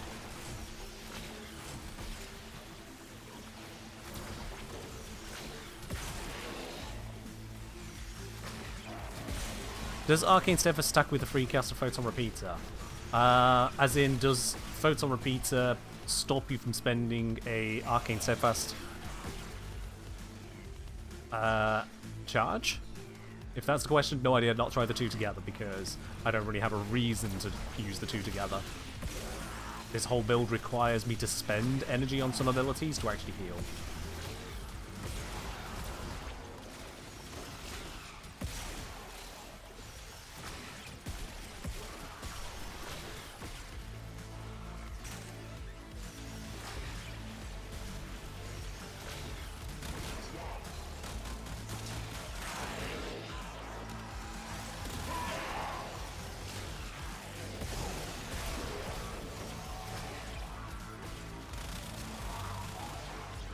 No, don't turn off my abilities. I need to be able to cast.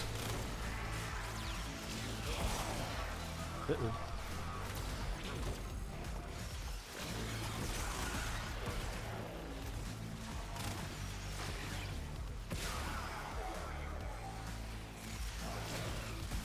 Was this a build tried with persistence? This isn't a persistence build.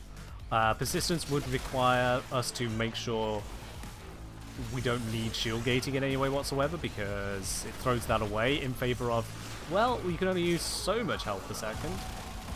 The Vauban doesn't have a lot of health in the first place.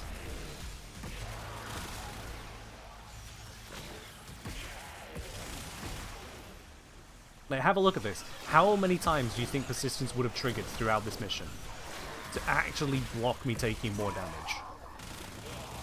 Based on the fact that I don't have it and I have 740 health. How many times over would you have seen me benefit from that arcane so far versus actively dying due to not having shield gate as an option? Enemies constantly CC'd? That wasn't my question. Your question was this build tried with persistence? You don't get to then discount the fact that crowd control is there, or use it as even the slightest response to it. It is part of the build.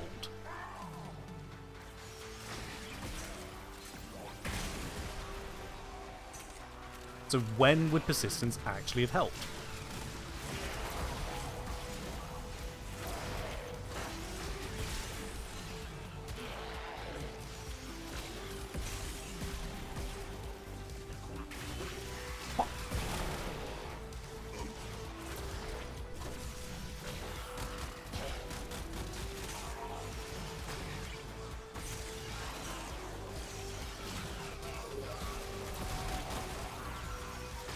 And it's mission in winter.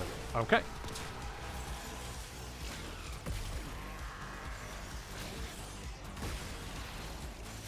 We looked at persistence earlier and what would be needed to make it work. And basically you're looking at Archon shards out the wazoo, ramp up your extra hit points, subsume on Gloom, or otherwise be making hard use of the lifesteal weapon to then hopefully have enough health income constantly to account for the fact that otherwise you have no shield gate and your entire survival hinges on, well, if I get hit, at least I have a second to react. Which, to be honest, if you're in that kind of circumstance, you want to be using Rolling Guard.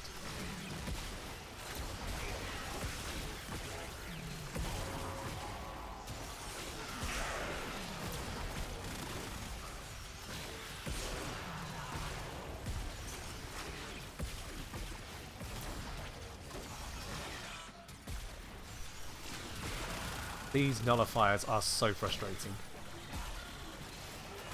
Y'all know exactly how frustrating it is, but oh, I'm not killing because of this guy. Gotta watch out for those as well. There's a lot of watch out fors on this mission.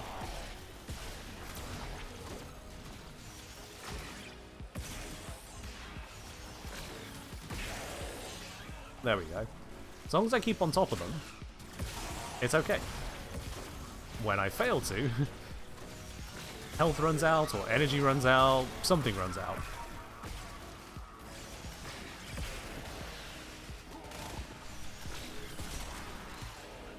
That's another Guardian. We need to get rid of you. Another incoming Acolyte. Let's see which one it is. Armor is good at 1500. It's violence. Well, fuck. It's been fun.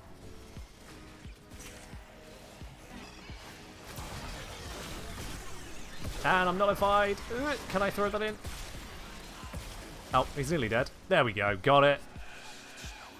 No gunshot required. I managed to navigate around the silence enough to kill violence just with the photon repeater. I think that's pretty damn good, honestly.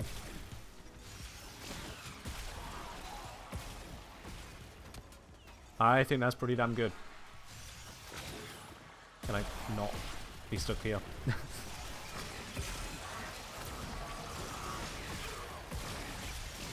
Armor bonus holding.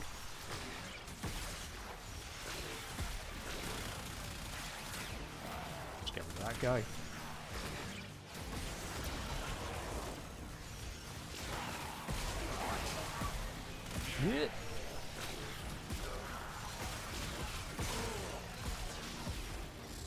Yeah. Does it get tiring maintaining this keep eyes open for survival? That's Elite 10. And, I mean, yeah. To an extent, yes. You are putting in effort. You are staying alive. 20 minutes, by the way. You can't just mindlessly go throw, because you'll die. It is a big part of health tank in general is mitigate incoming damage. Don't just phase tank it. You are not Revenant. Might not be a bad choice to throw Silence on the build. You know what? That is an option. There is room for Silence on this build.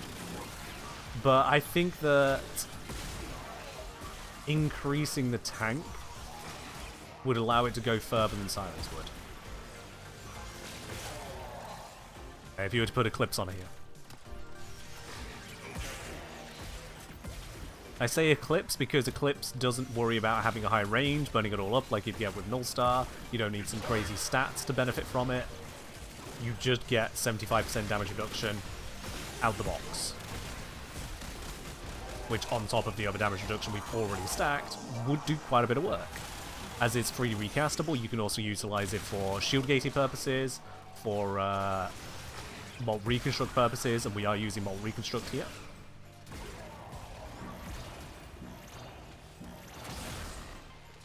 Does Silence nullify the damage reduction from Guardian Xmas? Oh, bollocks. Believe so? I think I fell out of the armor buff fields there. There we go. Yeah, I've got no armor bonus. Oopsies. Ah, those... The Scrambus fields are genuinely frustrating because you see it expanded. There's nothing you can do about it. It's expanding now. You just have to get away from it or get that ability shut down. It's like, but I need to go that way. Armor, where's my armor buff at? It is at 1500. I'm just looking around my buff bar trying to find the armor buff. I feel like I shouldn't need to be spending the time doing that. That's something that's basically my defense here. What about Armor Mori? Armor Mori I've never been that much of a fan of, but it might work on this one. You're right. Armor buff. Still got it. Okay, good. Again, I was digging through the buff icons looking for it. We got another ex-mercenaries taken out.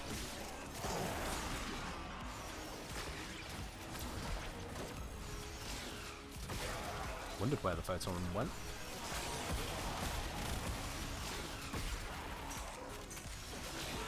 Yep, got away from that.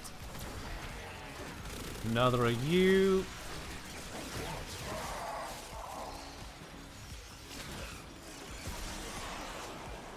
Yeah. Overall, I think this has demonstrated the few things we wanted to verify. First of all, can this actually work on Steel Path? Yes. We are tanking this level at least. Do we gain armor from unarmored enemies? Yes. It doesn't require them to be armored for us to gain the benefits there. It only speeds it up. Can we maintain it against various acolytes? Yes-ish, but having a gun is a good idea.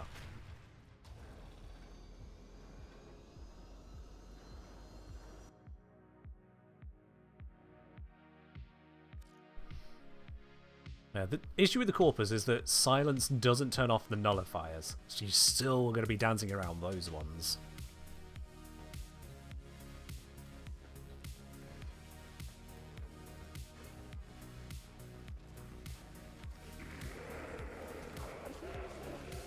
And my issue with Omamori is always that it only half works. And only half just isn't enough. We can't gain the invulnerability from it because that's just the subsume rule. So we gain a number of charms. And those charms will block 50% of the hits and we'll heal off of them. Sure. If you've got the hit points to take a constant down and up and down and up, Sure.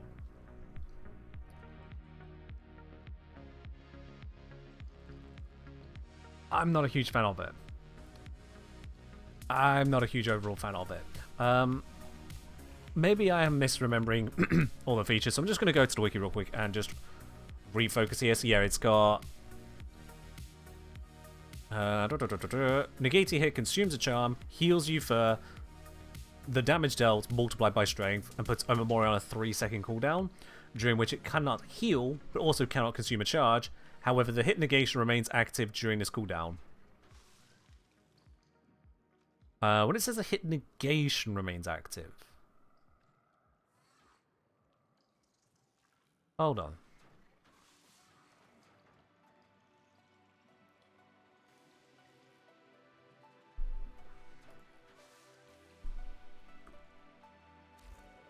Let's grab Kome, just so I can understand this a moment. If this heals, then Blessing plus Omamori. I mean, again, about Blessing, we're taking up Arcane slots where we're running out of space for it, but maybe it could overwrite Reconstruct, probably not. We have got double strength, so, yeah.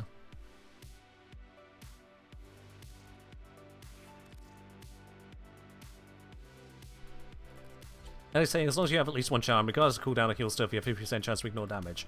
Right, which is not what the wiki's technically written. That says, yeah, the hit negation chance remains active? I suppose, yeah. Technically, yeah.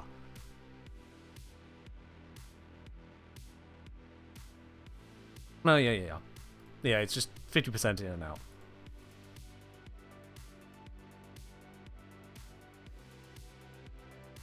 Yeah, therein lies the issue. Therein lies the issue. If you are taking... What's it? The cooldown is 3 seconds? Yeah, 3 seconds. So if you're taking 2 hits per second, you take 1 damage, and then you heal 1. Nice and good. If you're on 200% strength, you'll heal twice as much as you took on the hit. On average, you heal. If you take 4 shots in 3 seconds, you'll block 2 of them.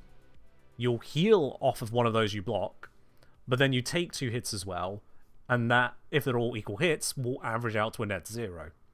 More than 4 hits per 3 seconds, you're now on a net loss of health. Which is still damage reduction, it's just, after a few hits, it scales up to the point of being basically a 50% RNG-based damage reduction. And 50% is not a lot. If you want more HP or armor, could you not use Chroma Subsume? We don't want either of those things, no. So the Chroma Subsume will give you armor based off the base armor, if I recall. And the base armor on Vauban is 210. That's bad. So 145% multiplier on the armor, multiplied by strength, which I think is going to be functionally 200%. We're looking at 290% of 210 armor. Practically a rounding error when you're already at 1710 armor. So 1710 armor. But the hit point bonus, that's even worse because it doesn't heal you, so it's just a little bit more buffer.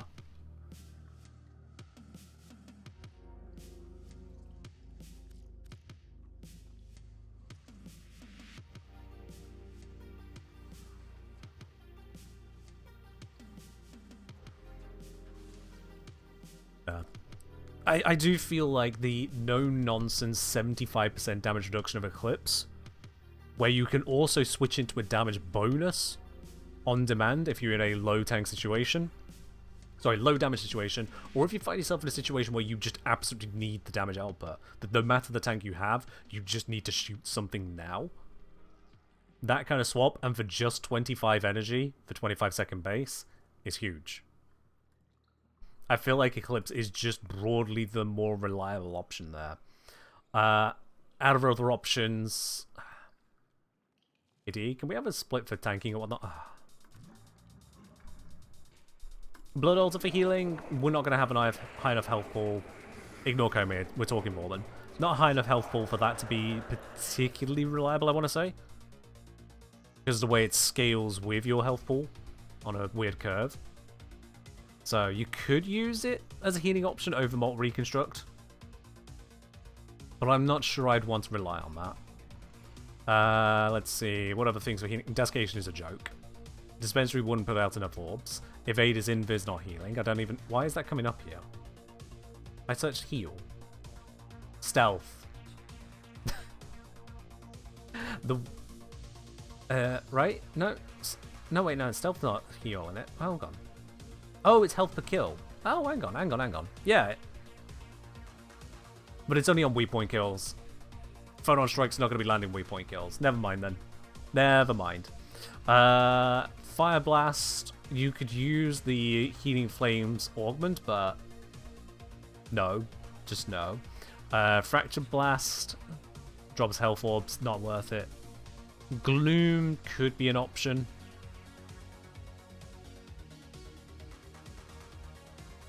Because that would be further crowd control for those moments when you're not within your Bastille areas. Whilst also giving you lifesteal. I don't know if the lifesteal works on abilities. I'd assume it does. But that is an assumption at this point in time.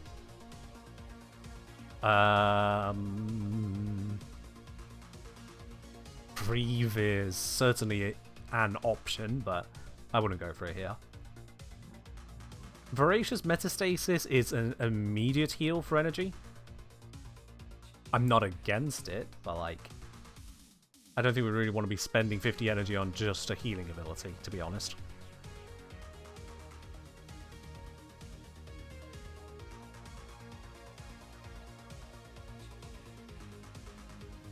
Yeah, this one just heals you. What's going on with Kome? I had it equipped just to relook at Omamori, that's all.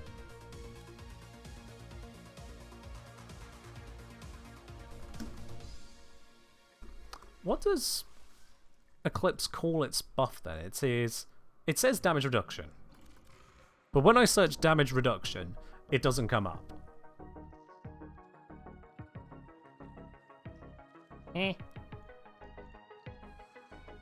Remedium does overflow heal into shields, correct? We don't want that. It's not a benefit to us. Like, yeah, shield gating is a benefit, but it's not as much of a benefit as focusing on the health tank that we're already building.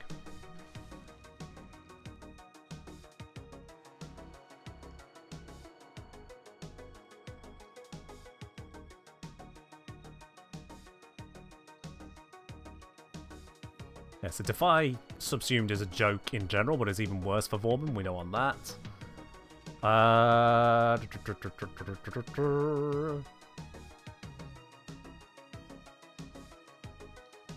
Parasitic Armor is a bad idea for it. Pillage is a bad idea.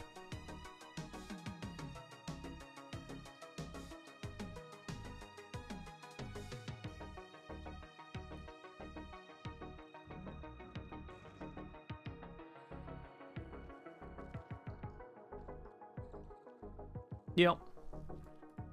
Yeah, I'm fairly certain I'm satisfied as where that all shakes out. Eclipse, Silence, Omamori if you love it. I don't. Gloom, also an option at the end of things. Pretty much your go-to typical kind of stuff if you are trying to health tank via subsumes. And that would be about it. That would be about it.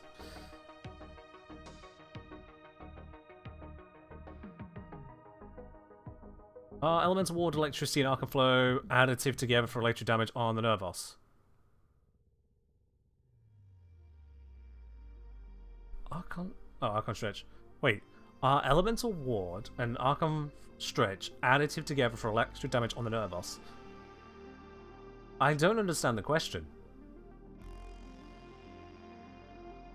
Because if you've dealt electricity damage, you get 2 energy per second for 5 seconds. I don't believe that stacks. It's just on or off. And Kylo, thank you very much for the 100 bits. Hope you're doing well today.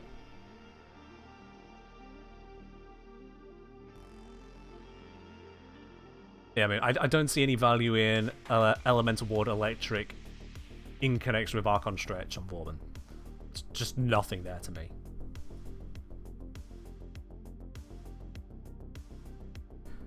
Okay, Oh my word, I've just realized the time. What the? Wow. Okay, I've been hard focused on looking at the tank and the details here. Blimey, we need to wrap that up. Right, I think it's about time we do a platinum giveaway then. Yuppers. Let's have a look at that. Where's that one gone? Where is it? There it is. Let's get that loaded up onto here. Alrighty then. If you would like a chance of winning some 75 platinum, exclamation mark enter in the chat for a chance to win that. We'll be doing that draw in just a moment here. Let's get my camera out of the way. Exclamation mark enter in the chat for a chance at 75 plat. This is provided by DE. They do the handout of this every couple of weeks. And so about twice a week we do a giveaway of this platinum. Y'all here at the right time for a chance at that.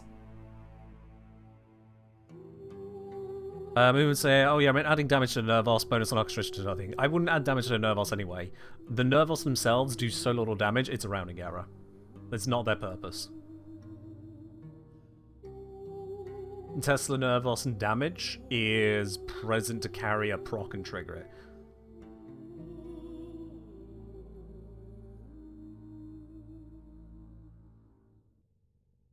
Looks like we're getting a bit of a strange ring going on here today. The random assignment of locations in this is always peculiar. I know it's random, I've checked, it is random. If we did have like 500 entries, it would fill the screen within the area that people are permitted to slide on into. But it never really quite looks random, does it? We always see this weird bit of clustering and shape popping out. But anyway, exclamation mark enter in the chat for a chance to win 75 plat. We'll be doing the draw in just a moment here. I'd say so ridiculous, yes. Hope you've enjoyed it yourself. Or at least how much you may have caught of it. Random looks random, it probably isn't random. That's a very valid point, Sam, yes. If something looks consistently random, it might not actually be random.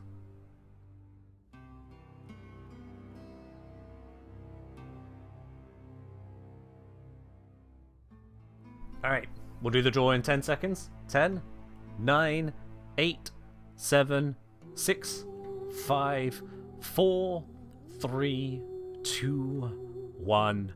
Let's draw. Alright then, only one person's going to be the winner of the 75 Platinum today. Who is it going to be? Whilst we do this as well, if you have enjoyed these streams, consider hitting that subscribe button. You get to avoid all of the ads, you get your emotes, you get the supporter badge, and you get to support the channel, all in the process of one single subscription. But with that out of mind, our winner today is Hillyzen. Excellent work, Tenno. The extraction point is up ahead. Congratulations, that platinum is going to be coming your way within the next couple of weeks, and with that there as well, we already have your details on record. Your IGN is in the log, so there's nothing more you need to do. You can just look forward to that in the immediate future, absolutely. And that, everyone, is indeed where we're going to be wrapping up for today. Let's see, who can we raid on into in the Warframe community today? I'm just going to go for a quick browse. Let's have a look here.